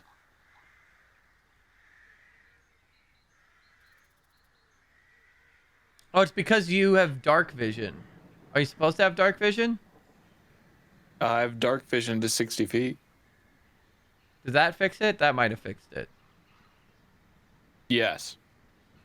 It's because your vision mode was set to dark vision because you have dark vision. I'll fix that Gotcha. in the basic token. Right, updated. Now whenever it populates, it should be fine. Anyway, Thank you. so you guys can hear up the like down the path from where you are in this direction. Cries for help. What sounds like a woman. And as far as Sten, where you found a Doonby, you guys found a Doonby much further east pre-Vallaki. Doo-doo-doo. Much like Doobie-doobie-doo. just Okay. I believe The woods look towards the same the to me. other, yes, but just for your above table edification. Okay. thank you. Yeah, so you guys hear cries for help in the forest. I'm just going to send Doctor Who forward.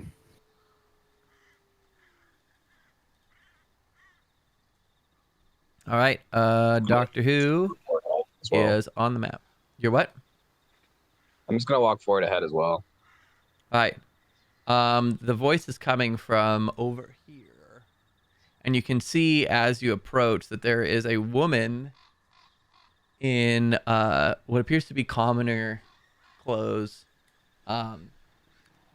caught in a thicket of brambles and seems to be struggling against like vines. Help, please. Anyone. Oh, good. This one might be quick.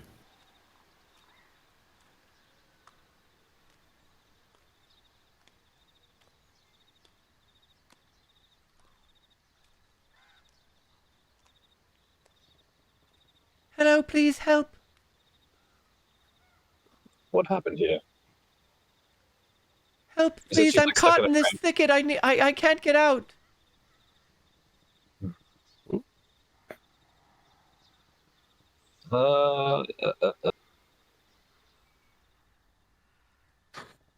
I'm right here, and her token doesn't pop up for my character. So it's really? like she's just like stuck in like a bunch of like Oh, is she being bunch covered? of like thorns. Can you not see her, Sten? I can see her when I click on you. I don't see it. I don't see a token. No. Oh, weird. I see Doctor Who, Adumbi, Alistair. Can you not see Can a you- you can't see a Doonby? Weird. Are you zoomed in a lot or no? Nope. Nope. There is no woman there. It's an illusion. Stop. Do you see me clicking? Yeah. Oh, yeah, that ding. Where is her token? Where I was clicking. It's right here, yeah. Oh, no, she's not there. Maybe refresh. Sure. Or your perception is just too awesome. I can see through your dirty tricks. Just super shitty perception roll earlier. Oh yeah, my 7. Ugh. I found the notes about the silver track. Sorry. Oh, you found him, nice. It takes so long for me to load. You should just keep going. All right. But so yes, she does appear to be physically caught in some kind of thicket. I'll just try to reach out and help her out. All right. Just be calm for one moment. As you reach forward, her visage fades from a woman into what appears to be this old, haggard woman with her eyes completely scarred over. And she says, "Help! Help! There are adventurers who needed help!" And as she forms into this visage, you hear as all these hands burst from the ground and these antlered undead figures rise around you, and druids jump from the forest chanting at you. And everyone is gonna need to roll initiative except for Of this course, random. I can't be surprised, just so you know. Yes, Just there's so we are whole party clear. no. Yeah, She gave up. She gave up the element of surprise to be sassy. So The dang it. whole party can't be I surprised. should have stealthed. I was like, Thanks, it's fine. The whole Roll party it. can't be surprised. That's good because she wasn't gonna. Here, I need to make the encounter. There we go. Everyone's into combat.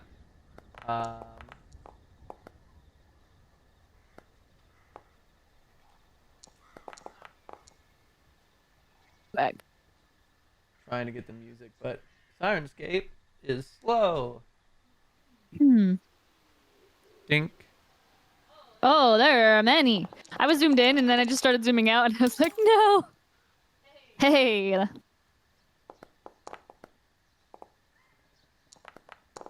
Not great rolls. One good roll. All right.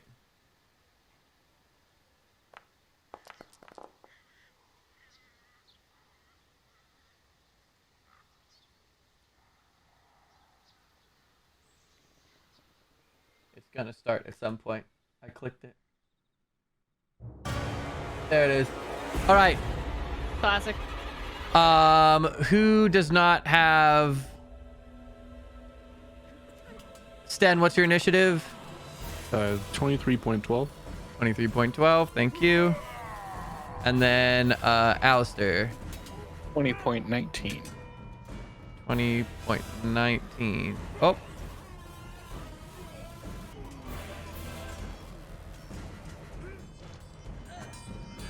.19. Andar, you are surrounded, but you're the first one to have a chance to respond. What do you do? Also, I moved Doctor Who out so he's not in combat, but Doctor Who is like here.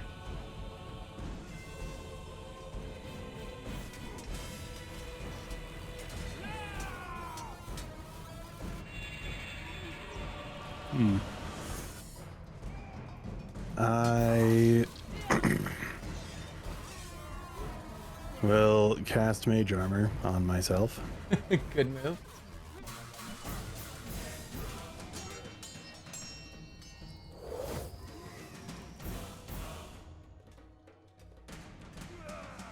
Yeah, and I'll just hang out. All right, you cast Mage Armor. That is your turn. Sten, there's one directly behind you. What? Oh, I don't see that one. Oh no, really? I see this one, this one. Yeah, there's not one for me. That sucks. All right, well, there's here. Okay, if I move it, does it do anything? Did you reload? I did just refresh, yeah. That sucks. Weird. Okay. Well, there's no like Well, there's one. If you can see my ping, there's one. like right in melee here. with me. I'm I'll just sorry. check stream. Okay. Underneath my feet, there's no like vines or anything that would potentially tie me down like in a previous encounter. Right now, no. There's just dirt under your feet. Cool. Polymorph on myself. All right. It's some vindication, man. I'm going to be a giant ape. All right. For purposes, let me get you a giant ape. Let me. Okay, there is. Well, I was going to go for the other one. So this one next to me. You are is now one of this the- giant ape. Let's go. Oh, gonna turn that's so to cool. Sorry. This little dude right next to me then. And multi-attack. I'm gonna hit him with two left hooks. All right, do it. Okay, here we go.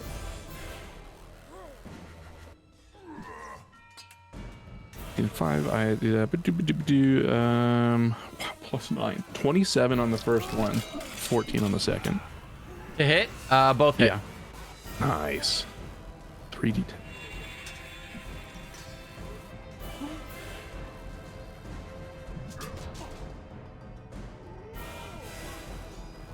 Shoot.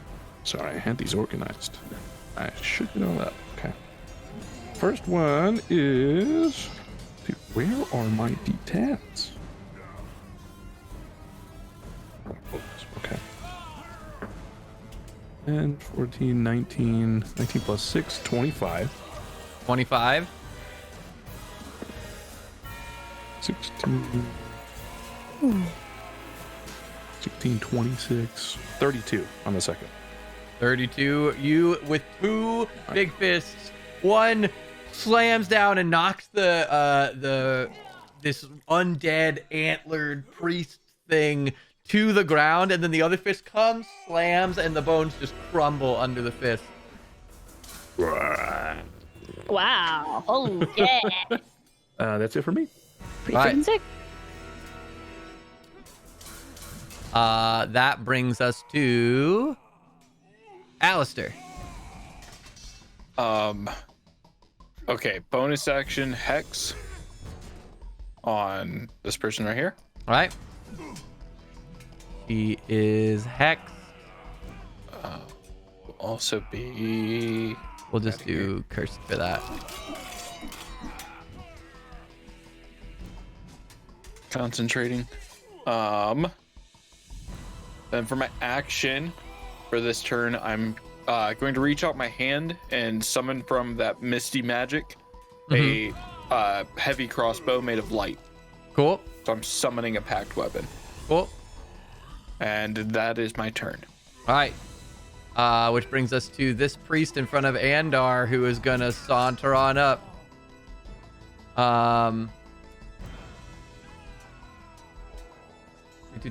Actually, what they're gonna do is see if I can get this.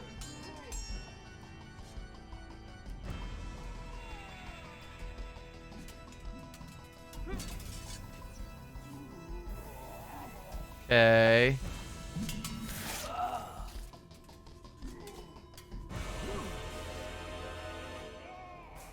I wish I could rotate this without.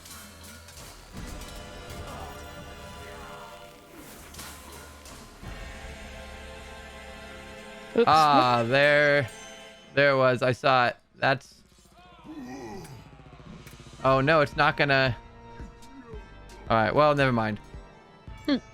So he'll just saunter up and Actually, no, he's not. He's going to back off a little bit, cut off this of escape, and he's going to use a Scorching Ray. One on Alistair, one on Andar, and one on Irina. First to Andar. On Dirty 20. Yep. For 8 points of fire damage. Okay. Second to Alistair. For 16 to hit. Yep. For 11 points of fire damage. And the last one to Irina. Which will also hit for... 2 points of damage. She just hid behind both of us, taking all of it. Yeah, no joke. All right, so he mutters this deep druidic incantation, and a fire forms in his hands, and he holds it out, and 3 spiraling flames roll out and slam into each of you. That is his turn, which brings us to Mim. There's one right next to you. Yeah, I am gonna cast Shadow Blade as my bonus action. And then I'm going to attack this beach, and I think I have advantage. What does Shadow Blade give me advantage with? I can't remember. Oh, dim light or darkness. Yes, it is dim light. Cool. So I'm going to. Where's the attack? I lost it. Attack. The benefit of Barovia, where everywhere is dim light. 19 to hit will hit. Heck yeah. Normal. So 9. Yep. And then let me do my sneak attack. I think. Wait. Sneak attack. Yep, oh, wait, it's no, an I did advantage. that wrong. I think I did that wrong. No, Why? I don't remember. No, you're Because right. I think I... Oh, okay. You do that, and then you do your sneak attack. Okay. So silver short sword. Where's my sneak No, you attack? did with Shadow Blade, not with the... But, Yeah, but yes. I think I have to do this. Yeah. I just was like, what is this shit? Well, fine. 18 total. All right. Also, are you doing the thing where we can select targets? Because it's making me do it. Oh, never mind. It went away. I don't know what you're talking about. Oh, okay, cool. All right. So is that your turn? Yeah. All right. Irina, can she move behind this? Let's see. She's gonna 5, 10, 15, 20. Get the flank off. And try and she is going to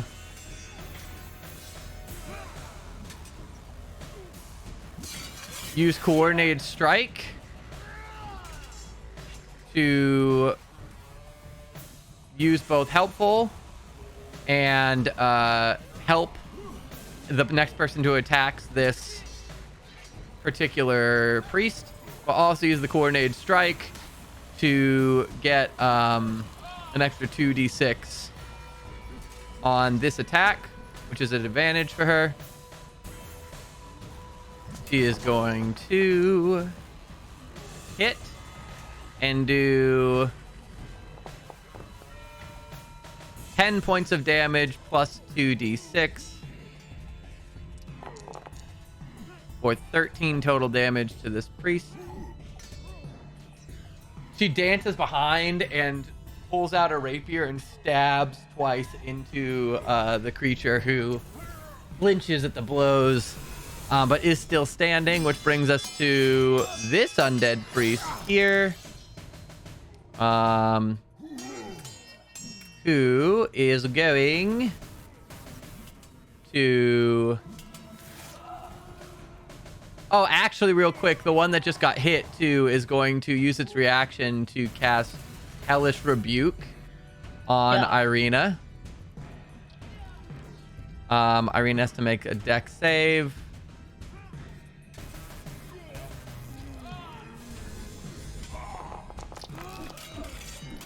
Which she does.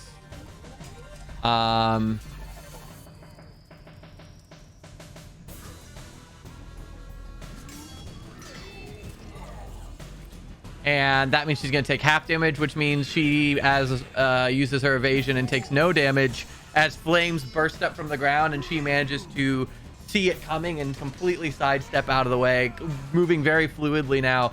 It almost seems like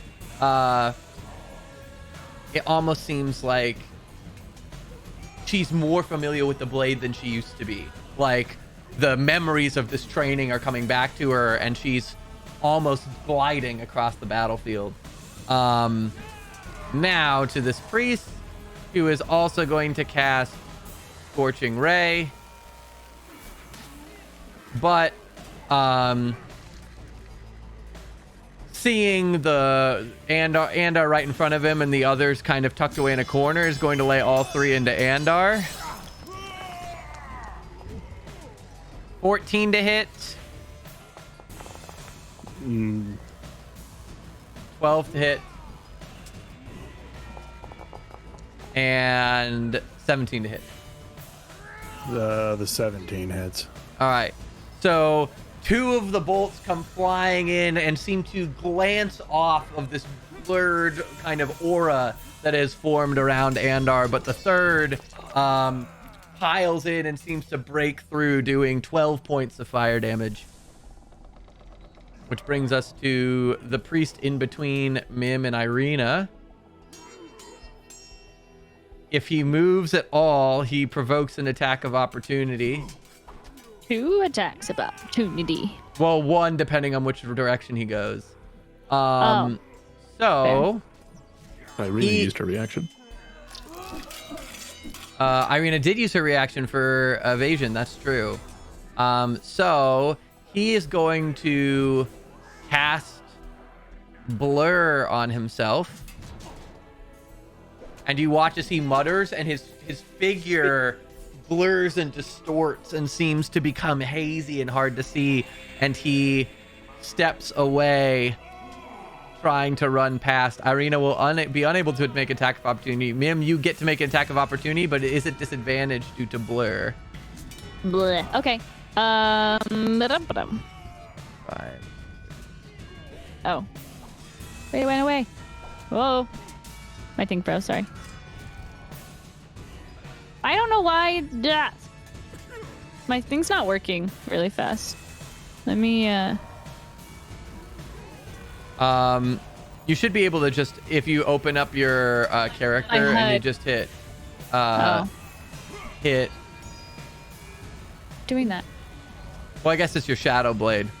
But so, well, here, I'll put him back. It's probably because he's not in range. Let me put him back in range. No, I don't think that's what it is. I think, like, because it wasn't working right when I was trying to do. Well, okay, I can attack myself, but I can't target them. That's super weird. I think try now that he's. It won't let me attack him. It still is what I'm saying. But All right, 15 is still gonna hit. Okay. Even at disadvantage. And is it? It's just my normal short sword, or is it supposed to be the psychic? No, it'll be your psychic damage because that's what you're using right now. So yeah. Thank you. Do Sorry. damage from your Shadow Blade. I'm going to do that. Let me. And actually, technically, now that I think about it, the Shadow Blade would have been an advantage, so it would have been a normal roll, but you still hit. So that's fine.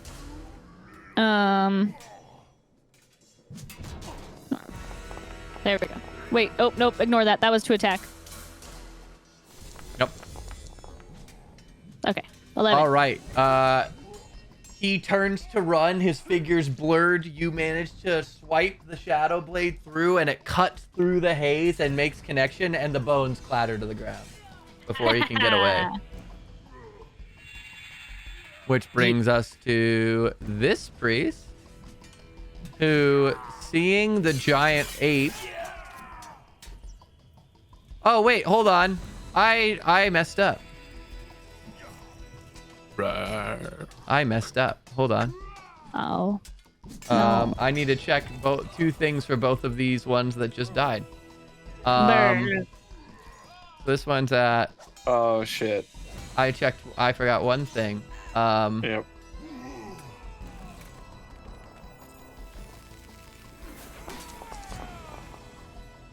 The one that's under the fist is not dead. The one that is running from Mim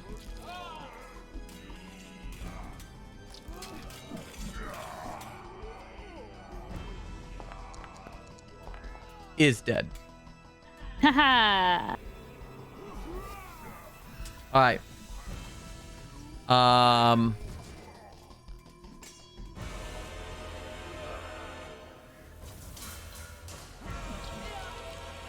Let me make sure. I don't know where he was in combat, but we'll just have him go in. There we go. That'll work. He hadn't gone yet anyway, so that fits. Here we go. So now we're at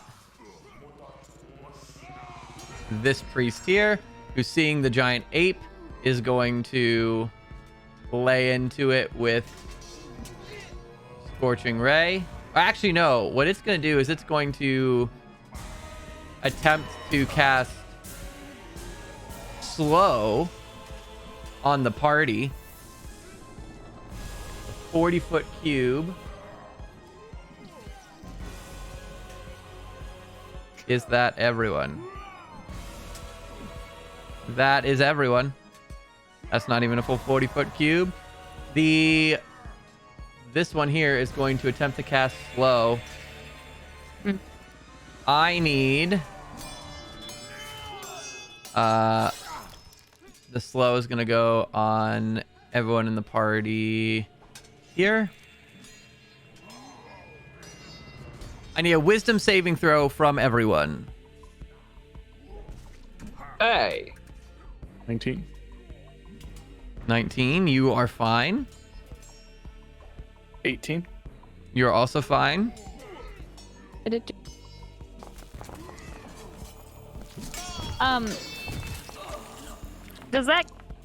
I have a feature for things like that or no? I don't know.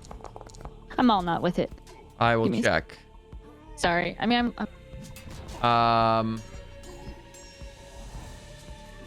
can't even.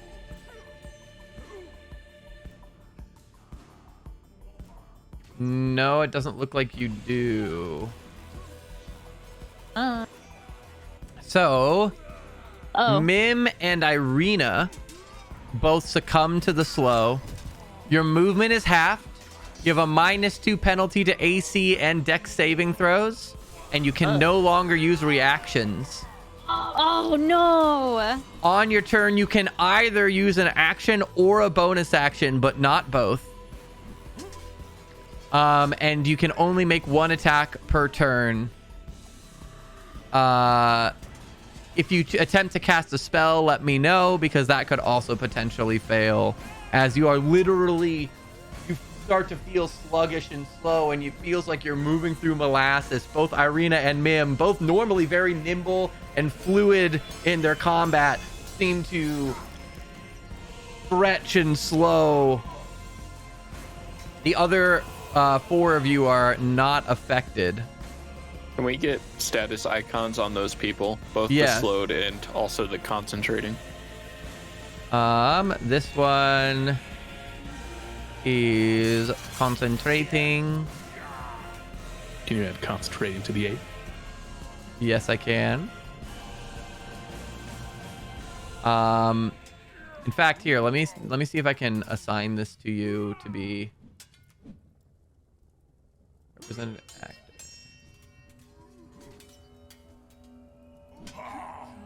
You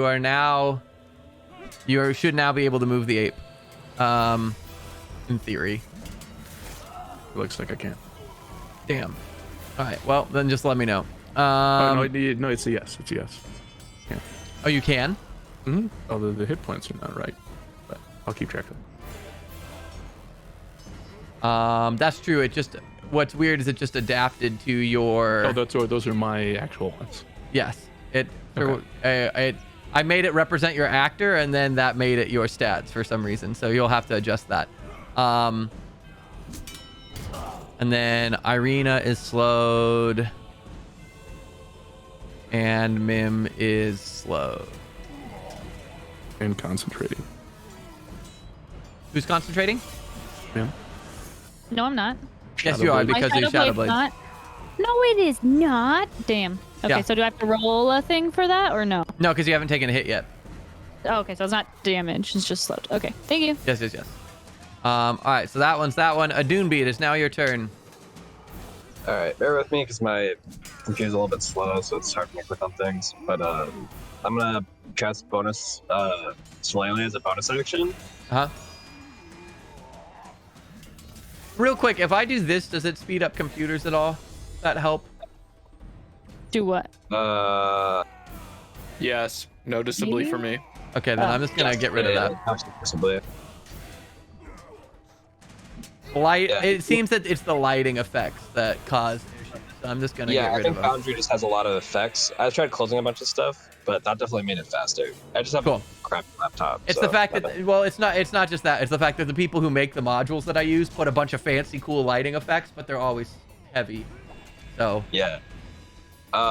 So I'm gonna use bonus action for Shillelagh, and then I'm gonna take one step closer to the sea. Mm-hmm. Damn it.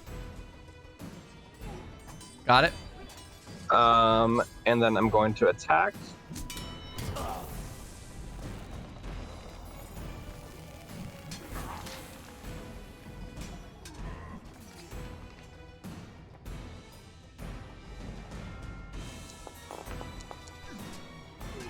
Uh, 24.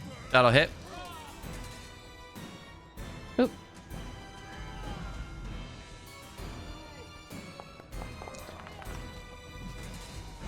And 13 points of damage. 13 points of damage.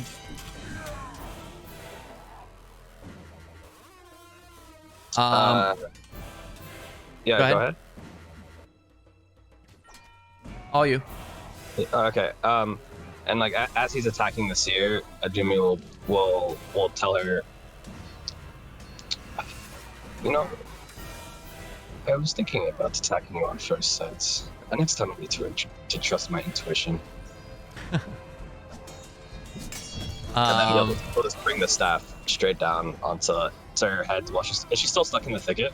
Yes. Well, she's no the thicket was illusion. She's standing Okay, good. under the tree. Alright. And are you're that's just straight the hit. You're not expending any charges. I am expending a charge of it if I can. Okay. I don't know if you had any like response or anything. No, that's fine. So the 13 was with the charge. No, I have to roll 2d10 once. Cool.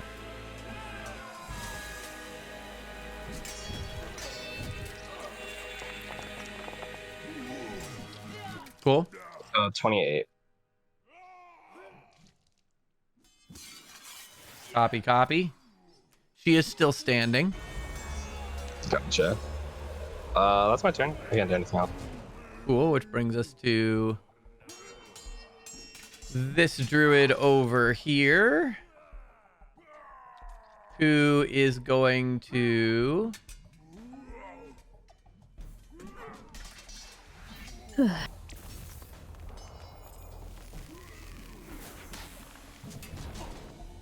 cast Earth Tremor.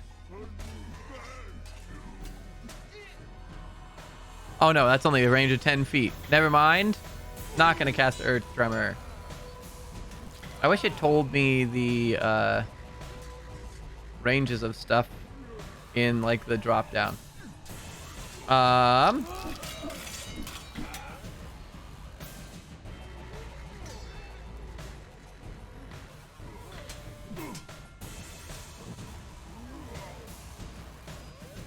Honestly, this one is going to run up and try and smack Andar. 5, 10, 15, 20. Can he not make it? 5, 10, 15, 20. Okay. He's going to bonus action Shillelagh. And then he is going to whack at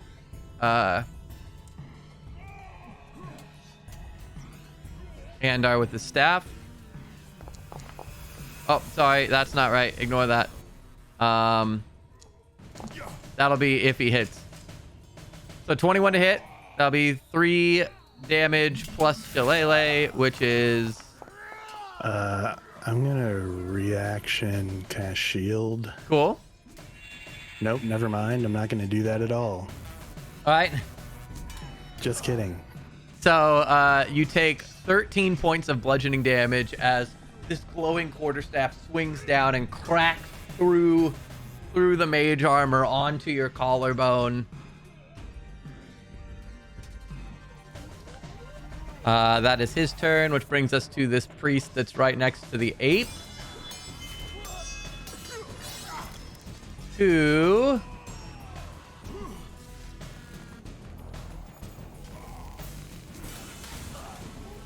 is going to stand up and swing twice with its mace.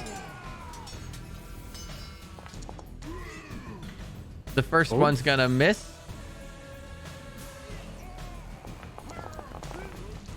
The second one's gonna crit. Holy fuck.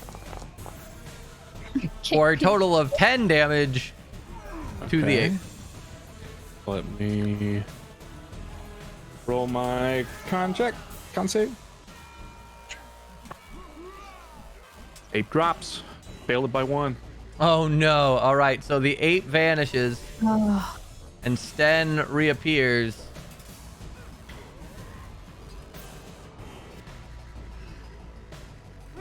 Well, I do have tank 10 damage. Very good.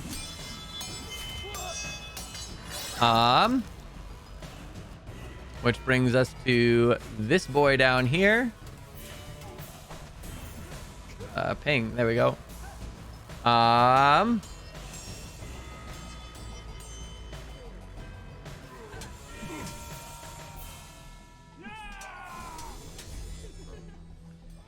Who is also going to Shillelagh, and then is going to dash 5, 10, 15, 20, 25, 30, 35, 40.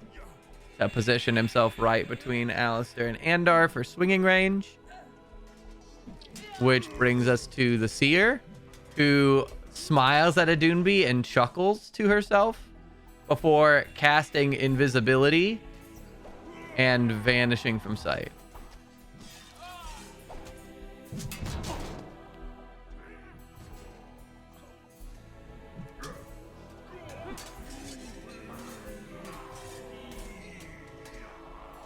All right. Which brings us to this druid up here, who is going to cast Shillelagh as well. And then go after Sten. And swing with his quarterstaff.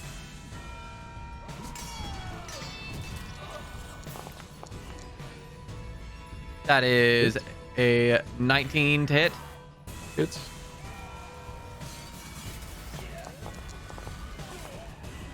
And then the Shillelagh damage.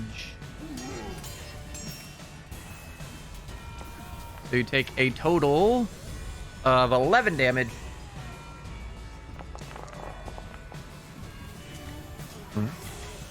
Oops, I did not mean to roll. Sorry. No worries. Which then brings us to this guardian over here, who same thing. Shillelaghs. 5, 10, 15, 20, 25. Swings at Andar.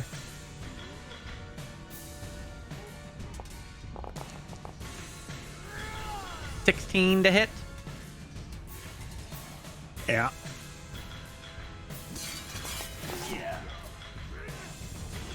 Plus Shillelagh is a total of 15 damage as another quarterstaff comes cracking down. Andar is officially surrounded by druids who are just whacking on him with sticks. Which brings us to the top of the round, Andar. Yeah, I'm gonna bonus action Misty Step Cool. to there. Cool. And then run 5, 10.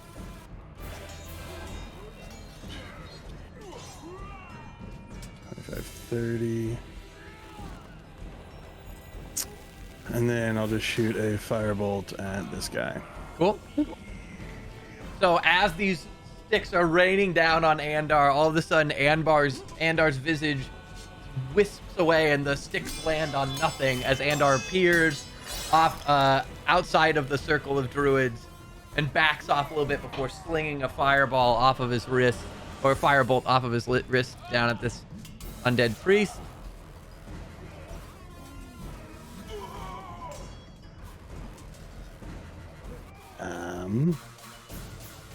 My God, why can I not use it?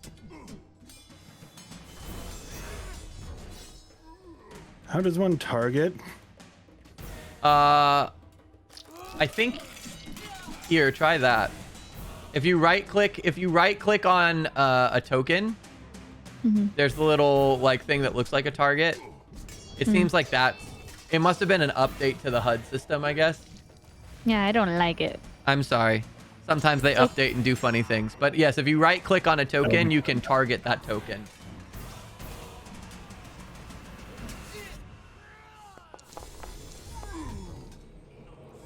All right, 21 will hit. You don't need to roll damage. He's at 1 hit point. He has to make a Constitution save.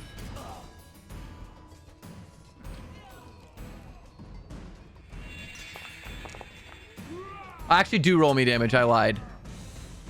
Apologies.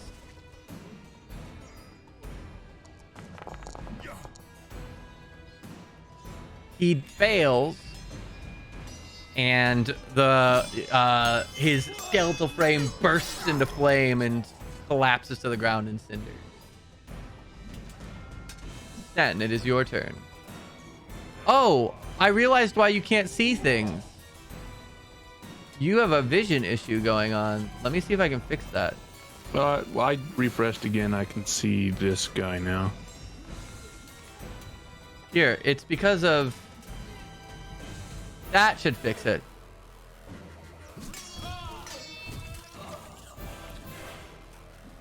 Yeah, think so. Okay. When I was ape, not man, not rabbit, did I see this guy cast something? Yes. I'm gonna try Dispel Magic. All right, go for it. Oh, actually, I'm sorry. It's creature, object, or magical effect within range. Is it like a blanket of something, or is it clearly like two people are? It is a moving as fast? cube. So I would say that would count. Not just one person. God, I've never done this before. I don't know.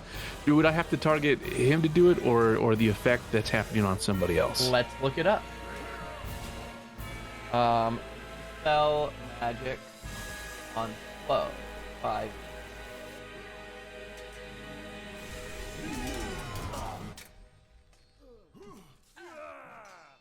So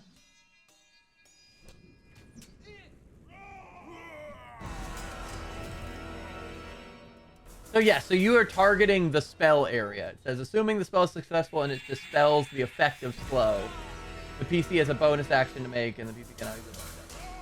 So, Okay, then I'll cast it at 3rd level. If their spell's 3rd or lower, it instantly goes away, or else I have to roll for it. it is 3rd. So it does dispel, Okay. which Sweet. means that Irina and Mim are no longer slowed. Yay! Thank you. Sweet. Cool. Then bonus action.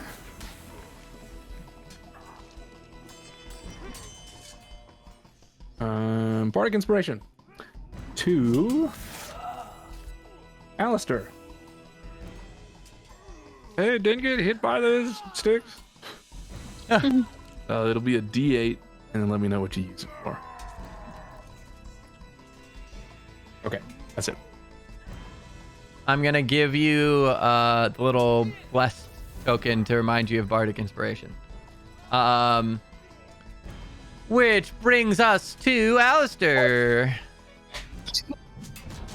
Oh, you're muted. Yes, I was. The chick who went invisible is currently hexed.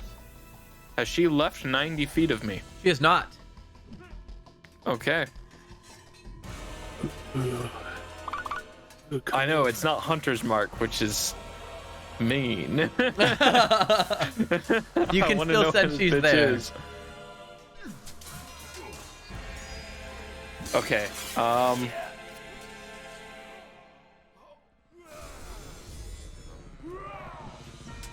right, let's just start this then. 5, 10. Take it away from Mim. I'm not going to do the lighting effects this time because we're having issues, but I'm going to activate Celestial Revelation and start glowing.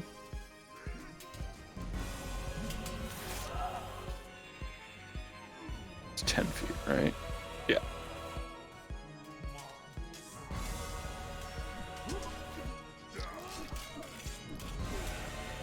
Okay, and then, have any of these guys been injured that are in this square? Negative. Okay.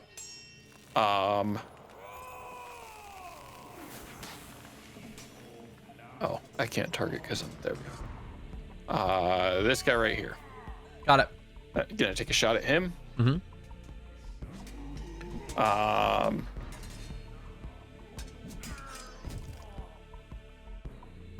gonna make it a violent shot as well. Spend a point of grit.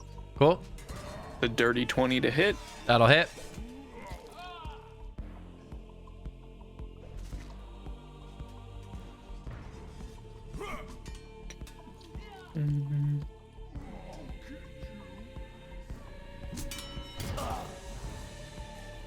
Sorry, give me 1 second.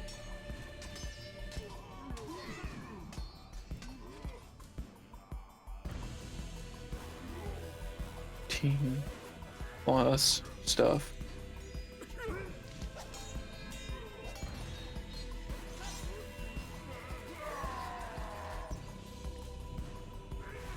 Plus Really digging this song. Okay, so 15 Jam, points. yeah. 15 points. 15 points of magical piercing damage. Got it. 3 points of radiant damage Got it. on that shot. Uh-huh. I'm gonna take another shot at him. Do it. That's a 26 to hit. That'll hit. 10 points of magical piercing damage. That's enough. Damn, you're popping off. Nice. You Yeah, dude, lay they have into him, weapons. firing, toosh, and the first one catches him right in the rib, which causes him to bend over, and he looks down and looks up, and you hit him straight through the center of his face and just cave it in. He falls back over. That's gonna be my turn. All right, which brings us to this undead priest down here, who is going to fire another. Actually, he's going to see that the slow has dropped and drop an additional slow to try and refresh the effect. Oh. Targeting all of you but Andar. So I need wisdom saves from everyone but Andar. Hey, Alistair, if you use on And a it's saving this throw, Far get 10 hit south points. guy who's doing that, right? Yes. This one. Irene, it's this one down here. Oh, Irina is too, stuck. but it's not gonna help. Are you freaking kidding me? You said wisdom? What are my rolls? Wisdom save. Yeah. 15. So it's a D8. Yes, you get a D8. If on a saving throw, you get to use whatever you roll plus 4. Get that many 10 hit points. Holy shit. Okay, so I rolled an 8. 12 temp hit points. Holy shit. Nice. Are you slowed though? That's a very valid question. 13. 13's what you needed. Let's go. All right, so you no longer have inspiration, so I'm going to drop that off of you. Yep. But it does save you from the slow. Sten, you said that your save as well? 15. Yeah. Yes. So Irina, Mim, and Adunbi all start to slow down. What's the save? It's a 13. Okay. Wisdom. I just realized that I did not have. Well, it didn't matter anyway, but I realized I didn't have proficiency in my saving throws. Oh no. Oh no. This whole time. But Just to be clear, it's this bitch down here. yes, and he is now concentrating. Okie What the heck? Oh, cool. I can make it the whole icon. That's so helpful. All right. Anyway, Whose buddies say? he gets to choose. It's Oh, well, that's cool. Good for him. up to 6 creatures of your choice in a 40-foot cube. So they're on good terms, is what you're saying. Yes. So Mim, you are slowed. Your speed is halved, and you can only use either a bonus action or an action. What are you doing? Well, what's the area of effect? Is that the light, the damaging light? Here. Yes. Okay, so I can tell where that ends. I'm assuming, is that here? Can I move here? Yes, you can move there, and you would not be in it. Anything in the white is where you'd get damaged. All right, I'm gonna move here and attack. All right. Which So you have it at advantage. That is your whole turn. That's all you can do. yeah. Oh, does sneak attack and damage included with that or no? Yes, because sneak attack is still part of the attack. So Okay, that's a cool. hit. That is 16 points of damage plus your sneak attack. Yes. Sneak attack. Damage. Normal. Not quite enough. But despite being moving as if at half speed, Mim, it seems to what's strange is she looks and is posed as if she's moving quickly, but physically is moving slowly. She slowly zooms through the air, her body stretched, and you see her blade curve and slice across the neck of this druid, who, seeing her coming, still tries to dodge out of the way, but Mim's inherent speed, despite the slow, is still enough that she manages to cut a wide gash across the neck of this druid, and the druid is bleeding all over himself, but manages to avoid having his veins severed by Mim's blade, despite her slowed form, and she like catches her momentum slows and she spins, and her wings are buzzing at almost as if like shutter frame. Yeah. And I'm supposed to make another save, right? For slow. It says It says at the bottom, the end of your turn. yes, makes another wisdom save at the end of each of his turns.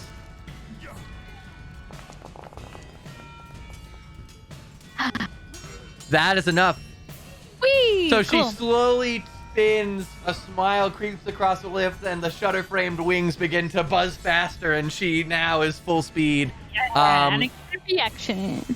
Which Irina is slowed, can't reach anybody, is going to use her bonus action from her cunning action to dash 5, 10, 15, 20, and position herself next to this druid. She's running, but it's as if she's through molasses. She's going to try and get the wisdom saving throw off.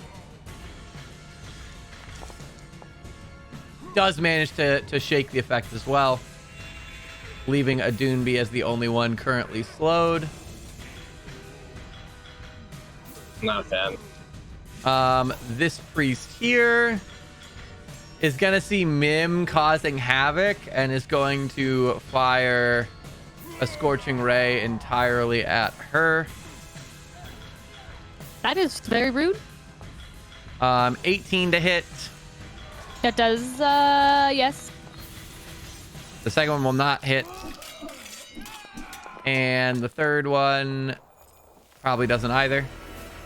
Doesn't hit. So just damage First from the one? first one, which will be 9 points of fire damage. okay. Thank you for your service. This one is no longer concentrating because it was dispelled. Seeing Mim still seeing those other scorching rays miss, he's also gonna pile into Mim. Real quick, Yes. Mim, you need to make a concentration check. Oh, you're right. Thank you. Yep. Did she take damage? Yeah. From that first scorching ray. Oh, right. You're So, correct. Yeah. Yeah. Where's concentration? It's a Constitution save. Yeah, just do a Constitution save. Thank you. I don't You know have to why beat I'm 10. not remembering today. Nice. You save, but another one's coming to hit you, so you're gonna have to do it again in a second. Wait, 9 what was- points of fire. What did it roll to hit me? 18.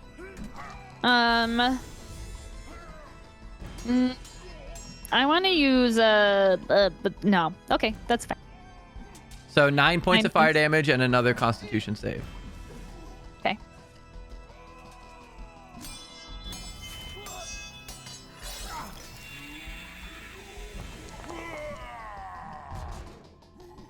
All right, you still good? Also, you're keeping track of your HP. Yep. Cool. Cool. Which brings us to a Doonbee. You are slowed.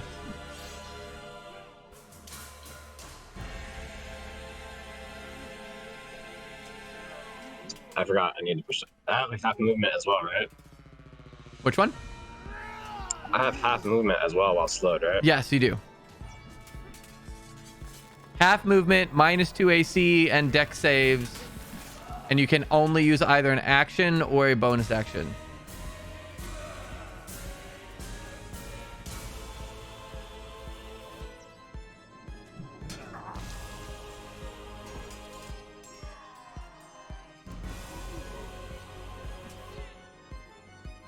I'm going to use Produce Flame on the one next to the left of Alistair, so All right. try to roll.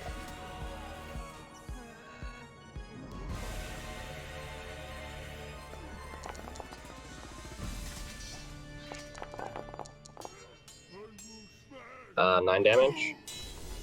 9 damage to the one next to Alistair. And that's all I can do. I can cast one thing a third. And then I get a save, right? You do get to save, yes. You Yes, are no sir. longer slowed. Also, I did this wrong before. It shouldn't matter too much, but just for future reference, I just checked based off of what we were talking about with the Dispel Magic and the slow. Once slow effects, you can only dispel magic on single targets of the slow. Which shouldn't matter too much because it only freed Mim and Irina, and ultimately that's only one extra person, but for future reference, that's how we'll play it. They did get slowed before their next turn. Which brings us to the one next to Alistair, who Also, both of these guys should be at 3 less because we forgot to do the blast at the end of my turn. gotcha. So Then 3 that radiant. means that Mim actually did manage to kill the one Gotcha. Woo! and slit his throat. Oh That's my god, bad. he just was living until now. He was like bleeding out. But the one next to Alistair is 3 less and is going to back out of the circle and cast Earth Tremor on you. So I need a dex save from you, Yep. Alistair. And 15. also Mim, you are within range as well. 15. Fine. 15's okay. Sorry, I have a evasion.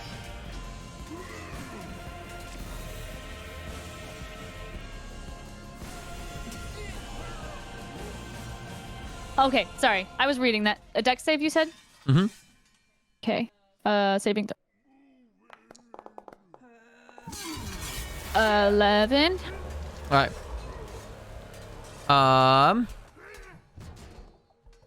Oh wait, no, this is not an area. This would just be Alistair, so I stand corrected.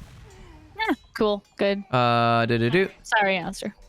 But the area that you're on, Alistair, is now difficult terrain, which I will just mark.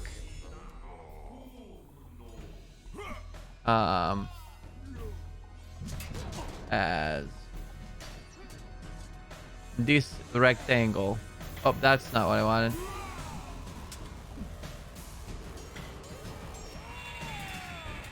Five by 5. You're on difficult terrain. All right.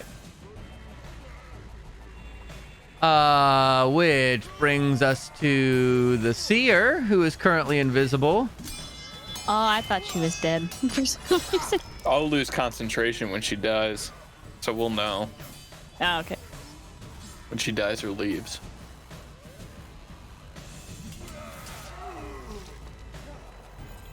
Do-do-do.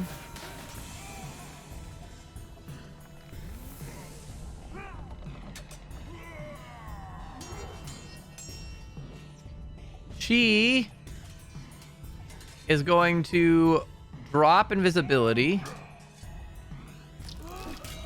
and cast fear.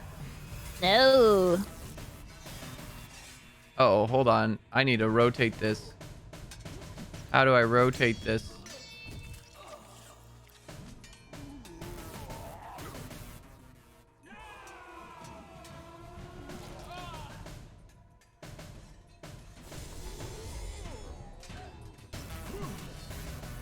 Can I not have that be the way that it is?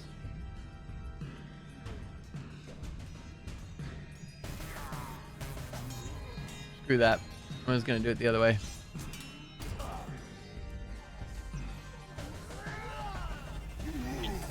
Alright. So she's gonna cast fear. It's gonna hit Irina, Sten, Mim, Alistair, and this one druid, because it's each creature. I need a saving throw, a wisdom saving throw from all of you. 19. You're okay? 13. Wait, did mine not go? Oh. Doomby, you didn't need to. You're not in it. I'm so white. It never gets so. That's so good. Irina misses it. It sounded like Sten got it, and then Alistair got it both. No, I failed. Oh, you failed? Okay. We'll see if the druid saves. So both Sten and Irina, you are frightened as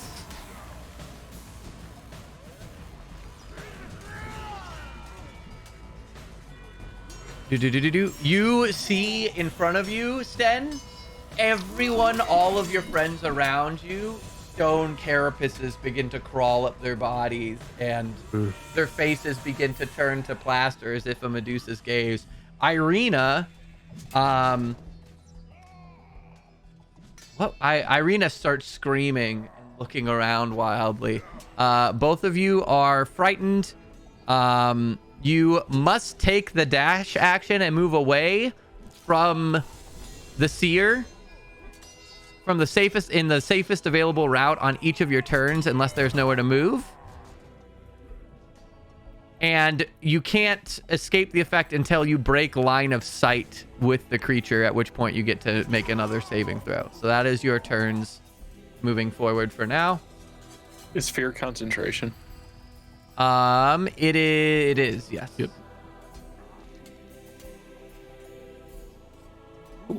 Does that count as forced movement? I would say... I don't think so, because it says you have to take the dash action. So you are making the move. Oh, I'll take that attack of opportunity. Can't wait. Which brings us to this Druid Guardian, who is right next to Irina and Sten. Going already shillelagh'd and going to try and attack Sten. Ooh, good bonk. Absolutely does not hit. In fact, Irina screaming throws him off to such a degree that he swings, and you spin at the sight of all these people turning to stone around you, and he actually slightly loses his balance, and his movement is half next turn as he's kind of off-footed. Which brings us back to Andar, top of the round.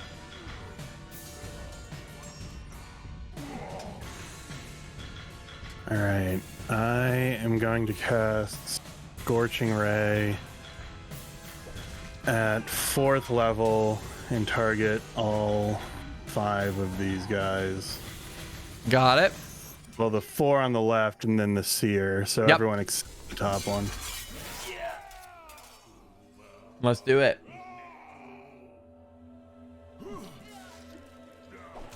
Eh.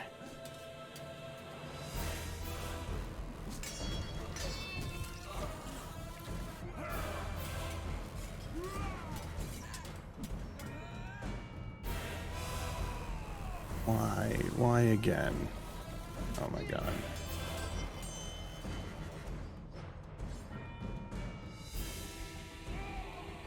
So it'll only let me select one person at a time, and it won't let me select Scorching Ray unless I have 3 targets. Try, rather than using the HUD, if you go into your character and just go to Spellbook and hit Scorching Ray, it should pop up.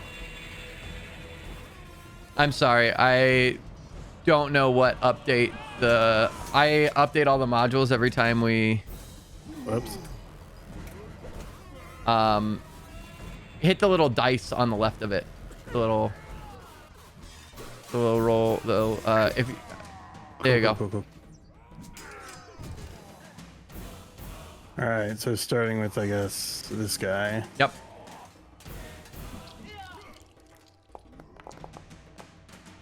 That probably misses. That is not going to hit. And the one just south. That'll hit.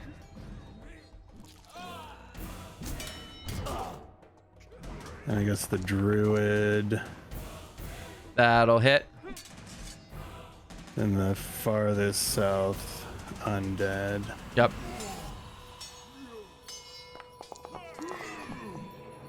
That'll also hit. And then the Seer. Yep. That'll also hit. So I need 4 damage rolls. All right, first one. Got is it. 11. Second is 7. Got it. Third, 8. And last Is a whopping 3. 3. But she has to roll concentration.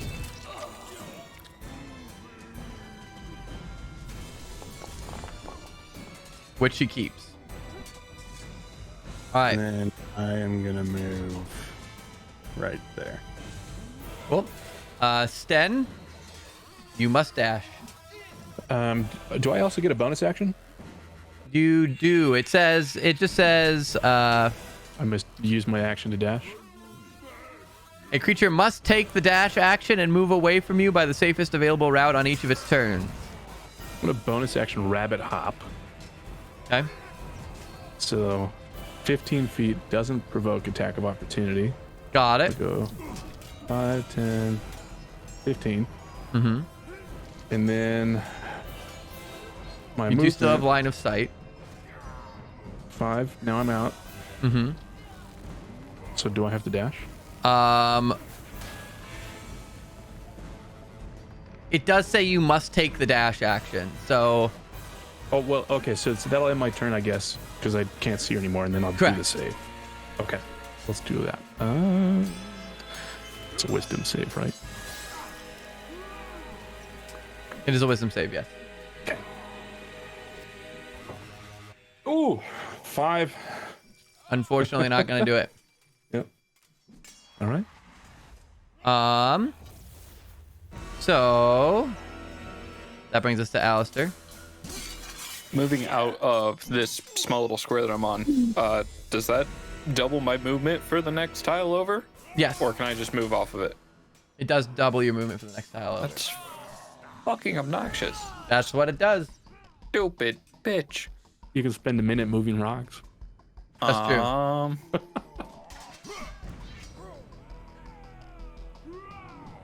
So.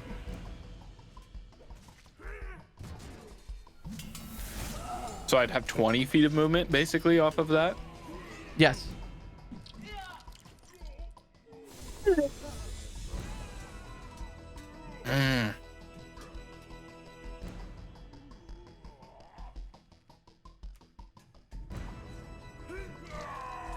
Alright, screw it.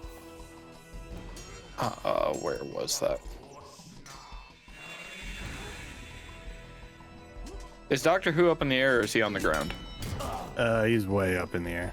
Okay, cool. It's right in front of Doctor.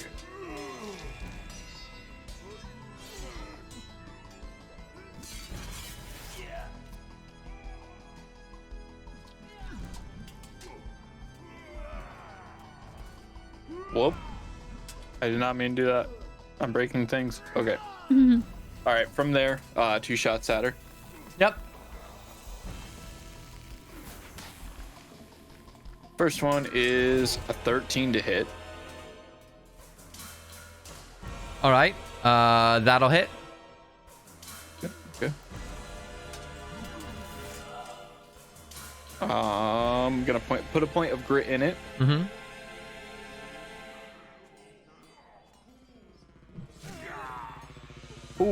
Ooh, okay.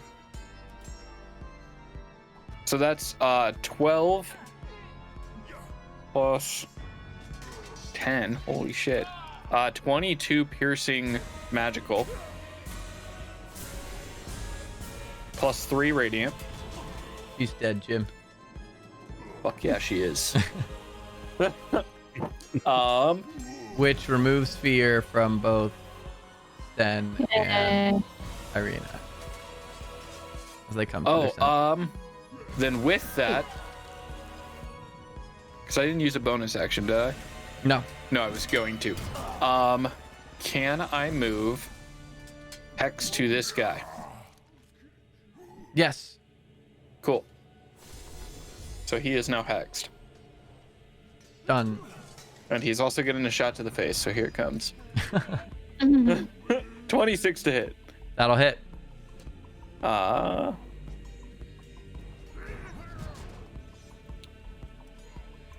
9 magical piercing. 9 pierce. Cool. And then that's my turn. All right, which brings us to this undead priest down at the bottom. Who... Oh, real quick. Hold on. Let me check something.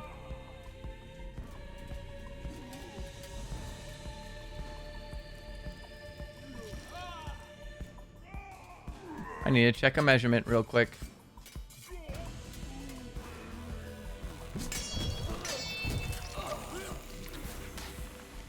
Need to not do it from where they are because I can't see. Oh, come on. Bring me. Alright, so that one was too far, but this one... Andar, I forgot one thing. This one is gonna have Hellish rebuke you when you damaged it. I need a dex save from you. The other one's too far to do it. And you missed the first one.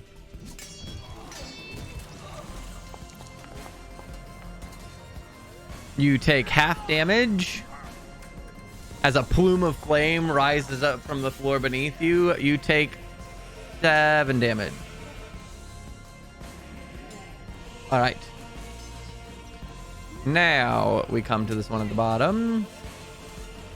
2.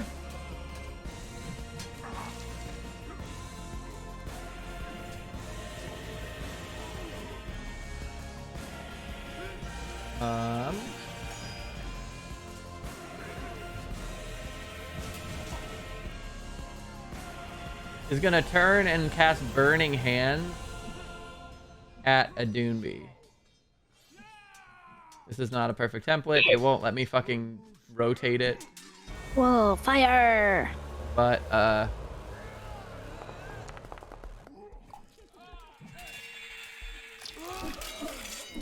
you take 10 points of fire damage.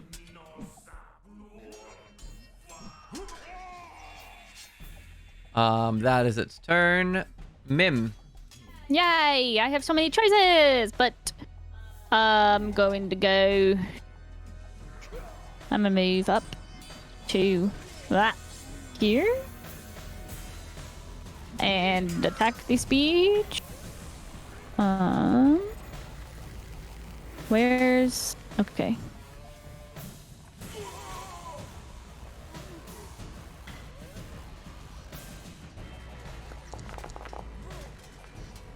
$24. That'll hit. He will. 17 damage. And sneak attack. That's 17 enough. Ooh. Just full on, just slices into the spine of this dude. Falls Oh, down yeah. to the ground. I move what, 10 feet? Mm-hmm. Cool. I'm gonna move. Wait, hold on. Let me measure.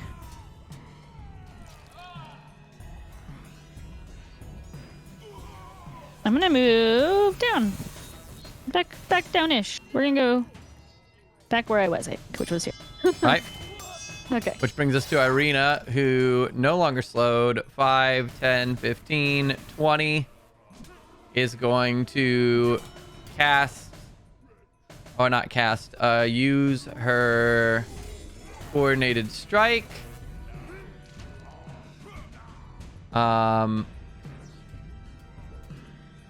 To get advantage on the dude in front of her for the next person who hits, and also give herself an extra 2d6. She's gonna hit for 14, which is enough. Oh, I lied. It's not enough. So she is going to miss and not get that damage off. So, which brings us to this undead priest down here,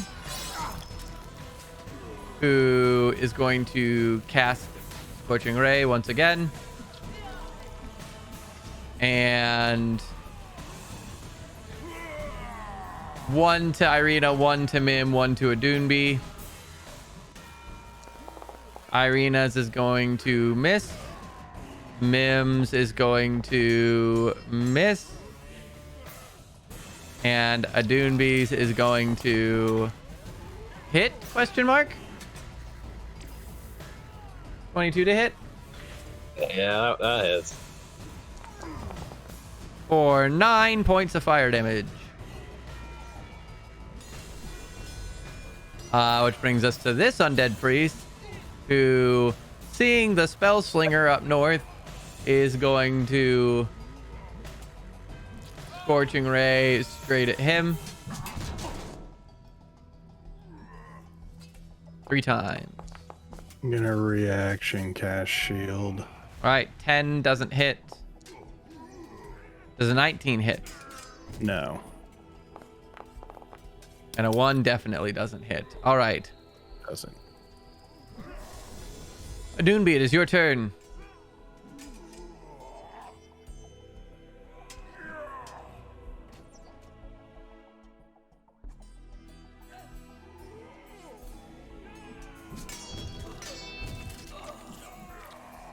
I'm gonna try to spear this one through the chest. All right. Exactly. With your staff, just grasp through it. Yeah, I'm just trying to like stab him through. Sick.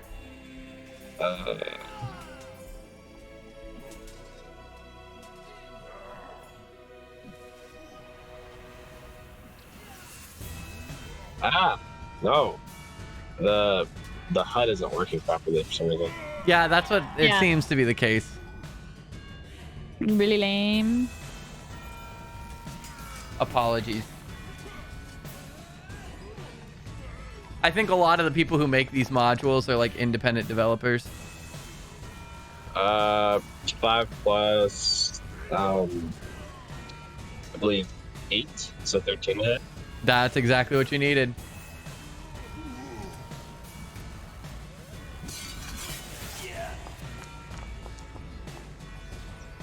And then 7 plus 5. I'm not gonna expend a charge. Got it.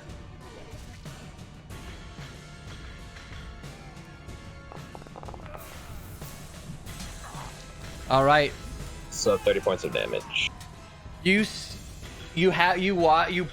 stab the hand through this thing, and the hand begins to singe and like cinder. And as you push through, the whole body erupts in flame, and you watch as the staff turns slightly darker.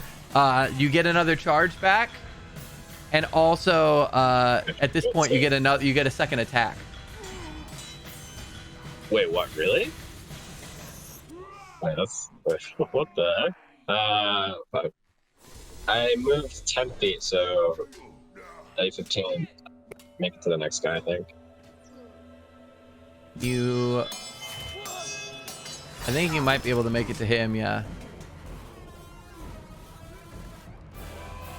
35. Okay, perfect. And then I'll make a second attack against it. Do it. Also mark another tally. I didn't mean to roll 2. Fuck. Whatever the first one is. They're both 3. Okay, perfect. I miss. All right. But you do mark I another assumed- tally. You now have 6 tallies. Gotcha. What the? Which brings us to this guard in front of Irina. Is going to, seeing the predicament he's in, cast Thunderclap.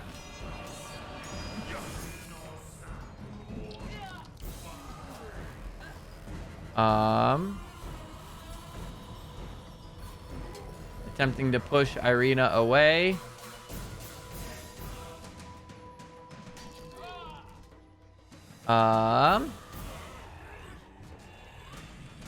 Irina has to make a Constitution saving throw.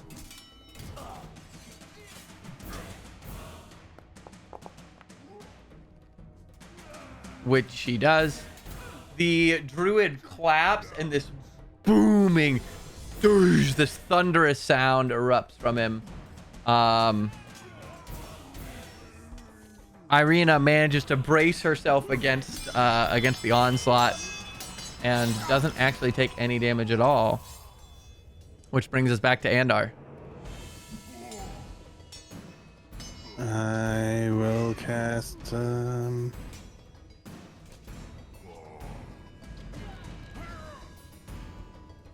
Oh, I didn't do the Undead Fortitude on that other guy. But honestly, it doesn't matter. It was a cool way to die. Damn you, Undead Fortitude! And you strange mechanic! That's how I feel with Hex. I keep forgetting to add the damage.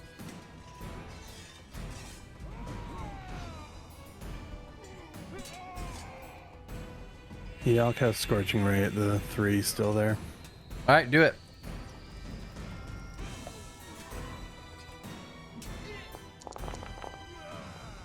Hits.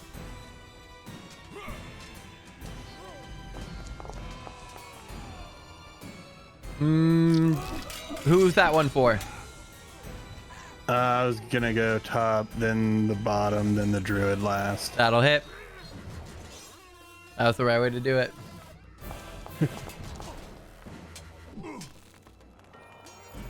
All right. Top one first.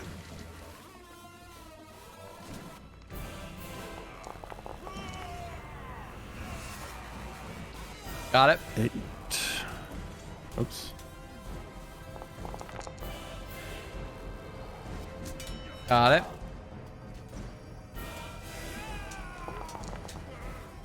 Got it. All right, Sten. Or unless, Andor, did you want to move or anything? Yeah, I'll back up a touch. That's it. Sten, it is your turn. How do you draw the circles? It's in the measurement controls right under token controls. And there's a circle template. Where is that? So on the left side of the screen, you'll have a little. You should have a little sidebar. And there's one that's like a ruler. This is measurement controls. I just said measure distance. Weird. Well, what type of circle would you like? I can draw it for you. Oh, a 10-foot radius. 10-foot radius. There you go. And where do you want it? Try and get it so it's over the 2 priests, but not hitting anybody else. These I two? can do that. Yeah. There you go. Sweet. Okay. Now I want to make sure I'm close enough. My friends look okay. They're not stoned. No one is stoned. Your fear is Good. gone. Okay. Then I will cast Shatter. At boy, I'll do 2nd level. They both need to make a con save. Both need to make a con save. Con save for 1. Con save for 2.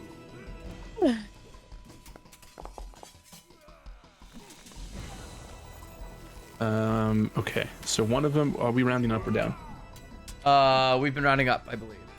Okay, one takes 7 damage, and the other takes 13. All right.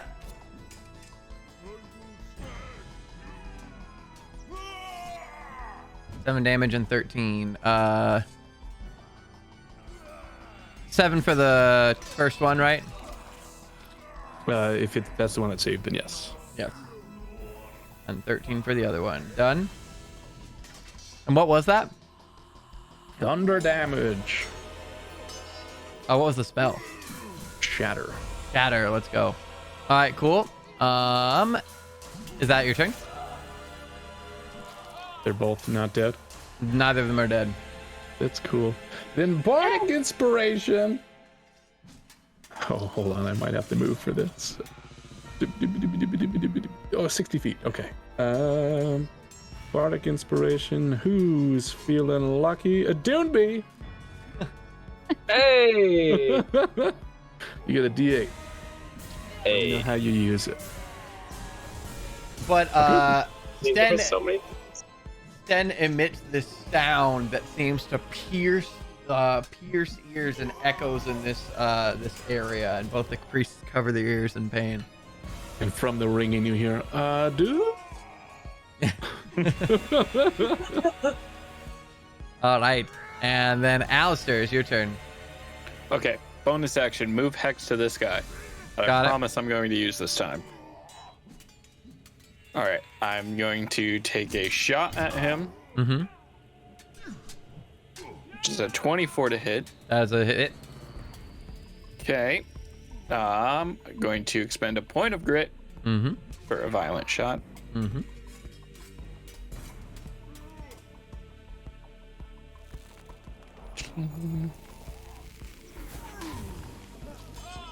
Oh, 1. Wah. So that is 14 piercing magical. He's dead, Jim. Cool. Yay. Damn, I could have done so much more damage on him. Whatever. Shooting this guy. Do the overkill. Roll the overkill. Roll the overkill? I'll fucking do it. It would have been +3 radiant. And then what the fuck is Hex? Because I keep forgetting to add it. Let me check it just so I know for future. It is It's a D6. 1d6 necrotic. It would have been 5 necrotic. So 8 more points of damage. So you overkilled him by 18 points. Nice. Yes. Oh man, if I had upscaled that shatter, bummer. Also, he died. He So did I die. get grit back. So this guy Mm-hmm. taking a shot. Mm-hmm. 12 to hit. 12 will not hit. All right. Action surge, because I might as well use it. Okay. So shot at him. Uh-huh. Jesus Christ, 11. Shot Still again. does not hit. 15 to hit. 15 hits. Cool. All of my grip points.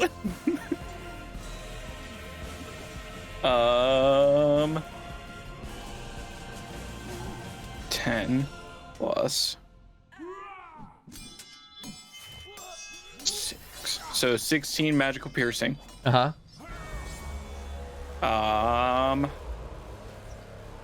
Yeah, that's it actually. Cool. Mim, Because I overkilled the other guy.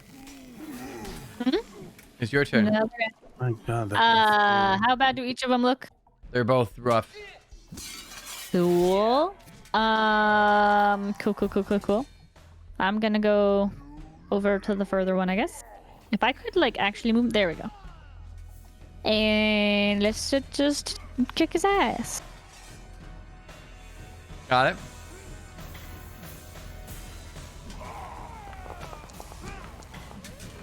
$17? Oh, that was also, hold on, that was an advantage. That's you still hit. You don't have to. Yeah, but But what for the if crit, I that's true. crit? Just for the fun and the drama? Okay. I didn't crit. So sad. Damage. Normal. 11? Do I need to sneak attack? Oh, he did! Can I sneak attack damage the other guy? No, that's not right. Overkill. Roll it. How dead is he really? How dead is Yeah, he let's really? Let us see. Wait, feature. There we are. Boop. Boop. Boop. Oh, You overkilled Very him by incredible. 26 points. Beautiful. Ooh, You that's know, awesome. the funny thing about those overkills is even if you had rolled Undead Fortitude, which you should be rolling, they would still God be damn dead. it. But they're still dead anyway, because we Hold on. overkilled them by that much. Hold on. Undead. You're right. They do need Undead Fortitude. That's where they don't die once. Oh, wait, yeah, is there? They're going to have to roll it twice. Well, that one's dead anyway. And then we'll roll for the other one that Alistair killed. Well, you killed by 23, right? So it can't get over. Well, so it's not about... It's about the blow sets them to 1 rather than 0. Well, isn't it 5 plus damage? The DC? Oh, you're right. So they can't die anyway. That's what They can't I'm not. caught up now. I'm with They're you all now. good. Yes. That's how I feel about Hex. All right. Which brings us to Irina. And Irina, seeing that the Adunbi staff seems to be reacting, casts helpful to give or uses helpful to give advantage on the druid as a bonus action, and takes the evasion action and kind of like gestures at Adunbi. Want to do the honors? And braces herself, handing Adunbi his turn. He'll walk up and then as the druid, he'll walk up and he'll try to like stab through with the staff, like the staff hand again, Yeah. like through their chest. And as the druid's turning around, Adunbi will just like gently tell him and just say, don't worry about dying. Your life will be far greater cost. And he'll just stab the staff through his chest and Roll at advantage. oh yeah, I have to actually hit, but I'll hit You should. right? I can't possibly miss. You You use should. the D8. You do have. Oh yeah, you have inspiration too. So roll an advantage, and if you need it, use the inspiration.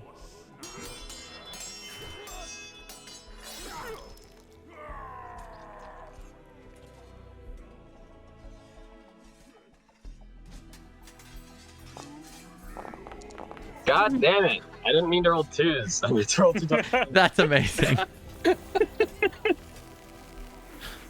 That's incredible.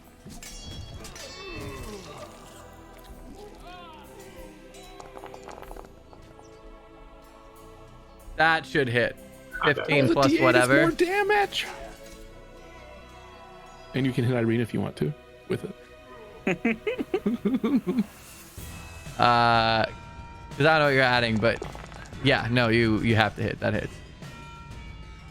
I'm just rolling damage. So it should be 1d8. It should be 12 plus 5. Is that supposed to be 2d20? Oh, sorry. It's supposed to be 2d10. Oh my god. It's really hard for me to use the laptop and at the same time. But, No worries. do you want me just to re-roll it? Because I rolled low. Yeah, on the go 20s. ahead.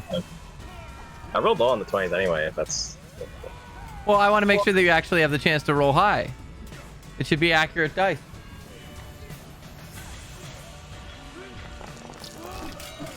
There we go. Roll higher with 10s than 20s. All right. I know the feeling. You shoot right through his chest, and you watch once again as the staff cinders down. You now have 7 tallies. You get a charge back. The druid watches as the cinders expel across his, like, it almost seems like, you know when you burn paper and it, like, cinders up the paper? That's what happens outward from the hole in his chest until he just vanishes in a burst of sparks. And you guys are officially out of combat. Yay. Wow. Was this direction we were walking, or was this a detour? It was a This is slight... just on your way. This is just on your way to Vallaki. Okay.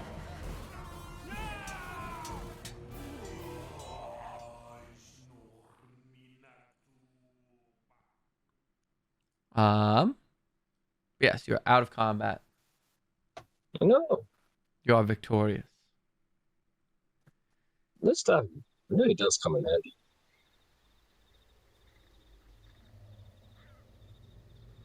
It seems I like barely have to use any magic anymore. it seems to be responding to whatever you're doing with it. Is definitely darker than it was before. At this point, you see that not only is the hand completely down past the wrist, charred and sparking and cracking, as if embers are within the hand itself. But from the base, it is also coiling up the base. And at this point, basically, there's about a foot of the kind of pale birch bone-like wood that the staff originally started as. It's nothing. I'm sure that once it's all used up, it will just disintegrate like most magic items. Everyone's all right. No one's turning into stone still. But still, No stone. Yes, a few seconds ago you were all half stone. I wonder if that might have been something somebody did to you. Everybody was okay. All Maybe you right. get bewitched then, because none of us turned to stone. What was that? Are you? None of us turned to stone. Are you sure you're okay? I don't know. It might not have just been you. There was a period in the middle of the fight where I felt like I was taken from here. I was transported into this dark, cyclical place.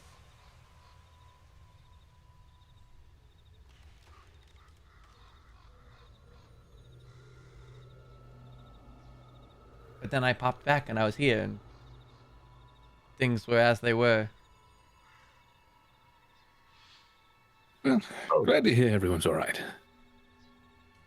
I'm gonna put my hand on Andar's shoulder just for a second, and you heal 7 hit points. Ooh. Nice. And then cross over and do the same to Mim. And give me 1 second.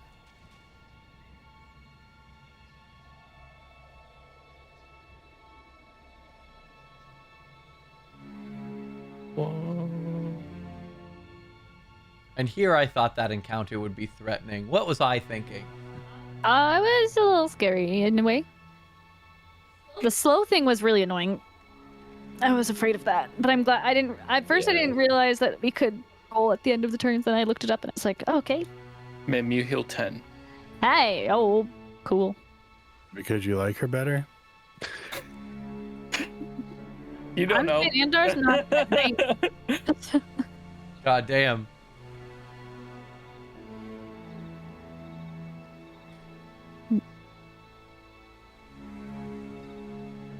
Well, I have to be honest, I'd kind of rather run into this than another one of those apparitions. Yeah, I would be inclined to agree. Druids are, for the most part, harmless. For the most part.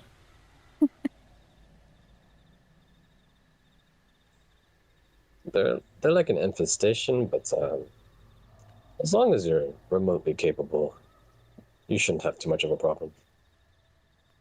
The aberration is definitely much scarier. Well, should we keep going or maybe rest here a minute and then go from there? What are we feeling? Well, we've only been on the road for a little bit. Or do you just mean taking a short rest? Yeah, just a short rest. I will caution, if we're going to make it back to the Vistani by nightfall, it's probably best we press on. I'm sure we can spare 30 minutes. As long as we're okay potentially traveling the last bit in darkness, then sure. Well, we've already done some in darkness, I guess. Is it ever really dark with me around? Oh. Gonna rename Alistair to Light Show. We're all gonna have We're all gonna have code names. Well, hopefully your shining sense of humor will protect us from whatever we run into then. If not, his very bright smile will get us out of it. I can certainly try. All right, so you guys take a short rest. Anybody who needs to take some hit dice can. I will. Hold on. I don't use this very often. I have to reread it. Where is it?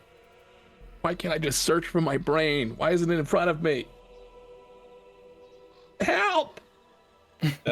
It's a here we go. Song of Rest. During a short rest, if you use any hit dice, you can roll an extra d6. Ooh. Hey, let's go. Is that for all of us? That's It is awesome. for all of you who choose to listen to me. I'll definitely listen to it. These. D6. Nice. 5. Mem heals 8. I'm back and full. Let's go. Woo! Thanks, Is Dan. it how much extra do you regain from a hit dice? A d6. A d6. Does that count for me too? I think so. If You can hear yourself. Nice. Well, I can't inspire myself. You know, Max inspired, so. You can just walk around inspired.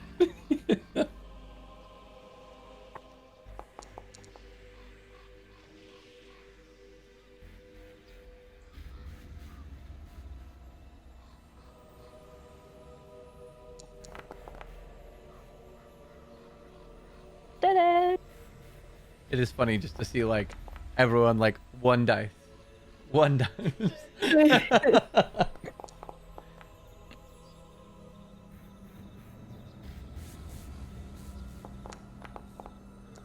You only need to use 3 hit dice for that, Andar, because one of those you could use from his song unless you weren't listening to him. I mean, this is the first time I've ever used hit dice, so I'm not foreseeing.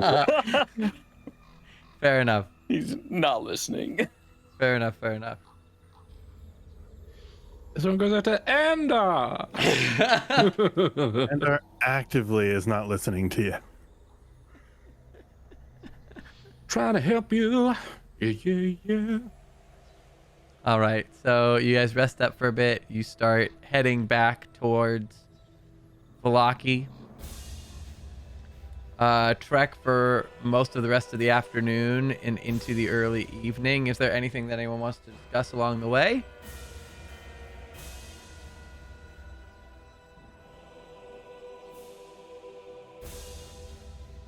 Just so we know going into it, what is the plan precisely when we get there?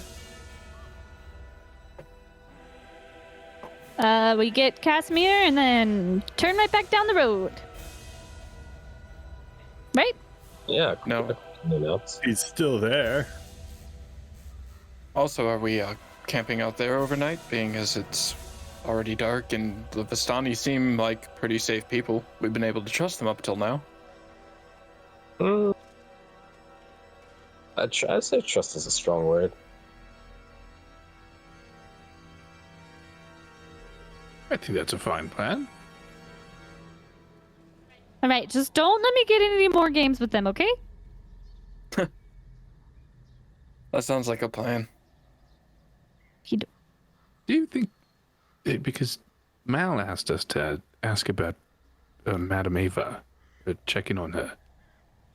Do you think they would know how she's doing, or if Sia or someone with her abilities is able to interpret other people with the same abilities? Or should we not mention that? Honestly, that might be worth asking specifically them. Because otherwise we have to go through Vallaki to get to, Madame Ava's crew? And I don't know that exactly sounds ideal. They're...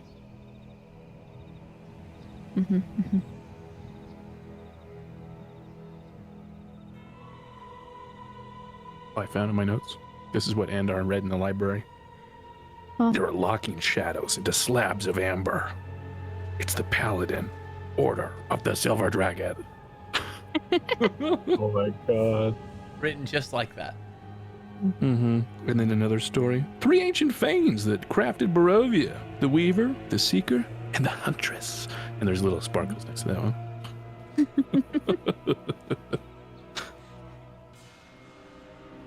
There you go. All right.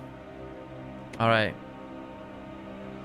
So as you guys reach the bridge crossing the river outside of Vallaki, which you know to be about an hour and a half from the Vistani Camp, you're starting to get close. Night is beginning to fall. You guys make the last little trek. Mim, you notice that this evening, rather than a small pack of ravens following you, you can see what appears to be a group of bats fleeing through the Oh. forest. No. Whoa, we got more flying company. But they're weird, funky looking ravens. How do you see so well in the sky? I just see darkness. Well, obviously I'm used to flying up there, so I can see different shadow patterns.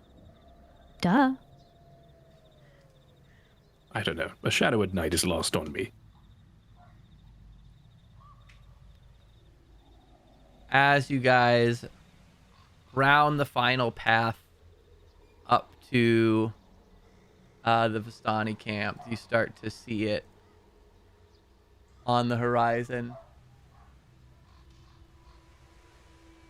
Why are there so many warnings? What the hell? Oh my god. Oh my god. Oh my god. What is happening? Stop it. I'm not clicking on There you go. anything. No, it wasn't you. Okay. I was like, what the? It was something on my end. I don't know what it was, but anyway, Jeez. you start to see the camp on the horizon, the familiar hill that you've traveled to previously. And you start to march your way up the hill when I need a perception check from all of you.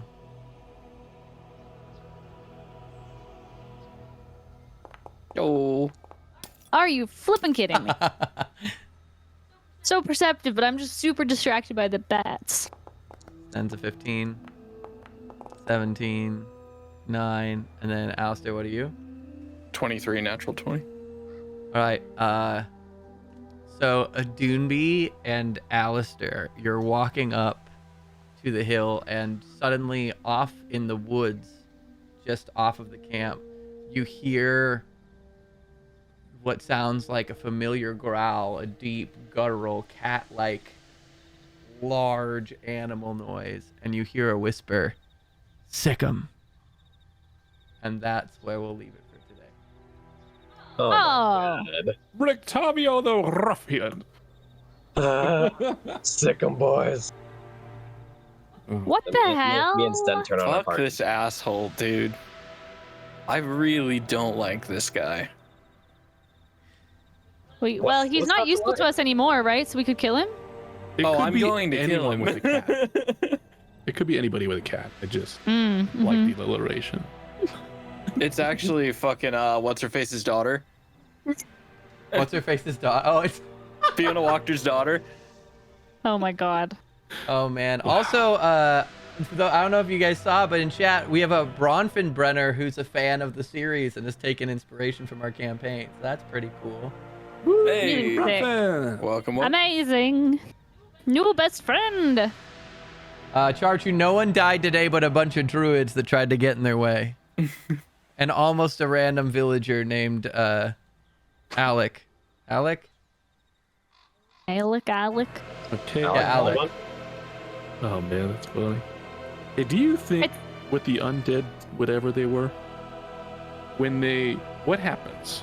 Because you can't undead. Do you re-dead an undead? What happens? Oh, when they cease to be undead and you've destroyed them?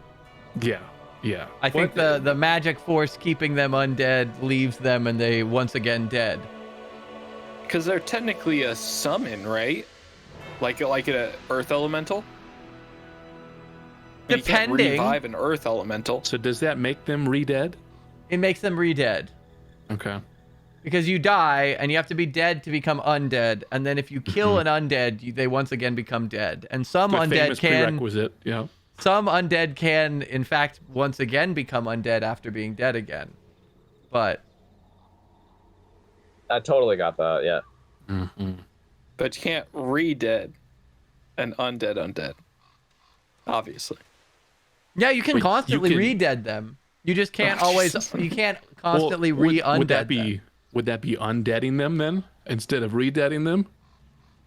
If it's only temporary, just to be re-deaded once again. It'd be undeading. Would an antimatter rifle work on undead? If they have no matter that is alive to dead again? I mean, they still have matter. Matter doesn't have to be alive. I was gonna say. It's true. And Adam, what did you say before that? What? Oh, who remembers? Oh, okay. Well, Roll the clip. roll the tape. All right. Well, thank you guys for playing. Thank you. I hope you guys enjoyed. You guys got to have a day full of random encounters and role play.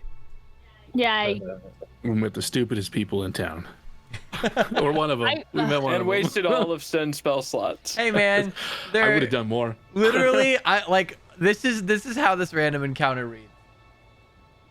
The man is shoveling dirt atop his business partner, who is tied and chained in the hole.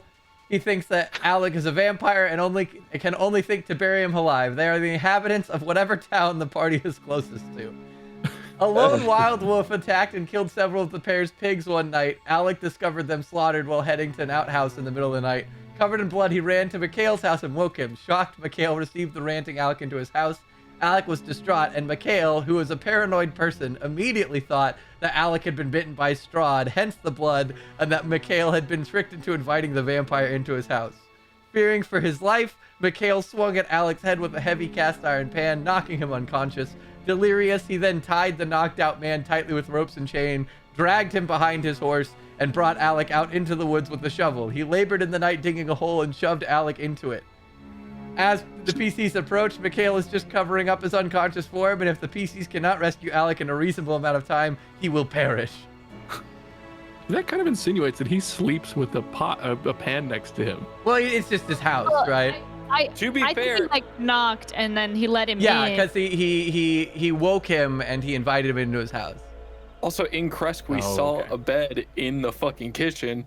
That's not that weird here. Yeah, that's true. I mean, they're all very poor. And then also it has like, if the PCs save Alec and Mikhail is still alive, if the PCs can separate the two, and if Mikhail is alive, but Alec is not, like, etc., etc. But Dude, you have the voice that you did for Mikhail. yeah, That voice instantly makes me want to shoot an NPC. Holy shit, I hate that voice.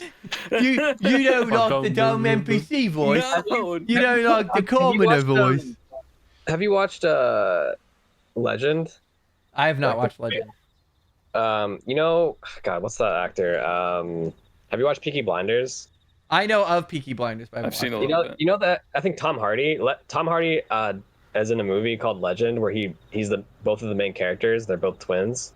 He plays both of them, and the psychotic brother is like very close to that voice, and I just like couldn't get out of my head. I love that voice. I also love that voice because it reminds, like, basically I draw that voice from like the old like Age of Empire dumb guards, like, all right, my lord, yes, my lord, yes, sir, yes, Can lord, you say, give him the chair? Or no, say number 3, my lord. Say that. number 3, my lord, Pretty close. pick number 3. 3, my lord. But yes, I love that voice. It's my general dumb brute voice. NPC. All right. Very good. Well, thank you guys for playing. I'll see you guys next week. Thank you. Goodbye. All right, bye. Talk to y'all later. Bye. Oh my God, that's like we're so ready. We could ride the waves at like any moment, man. Charging ready meter.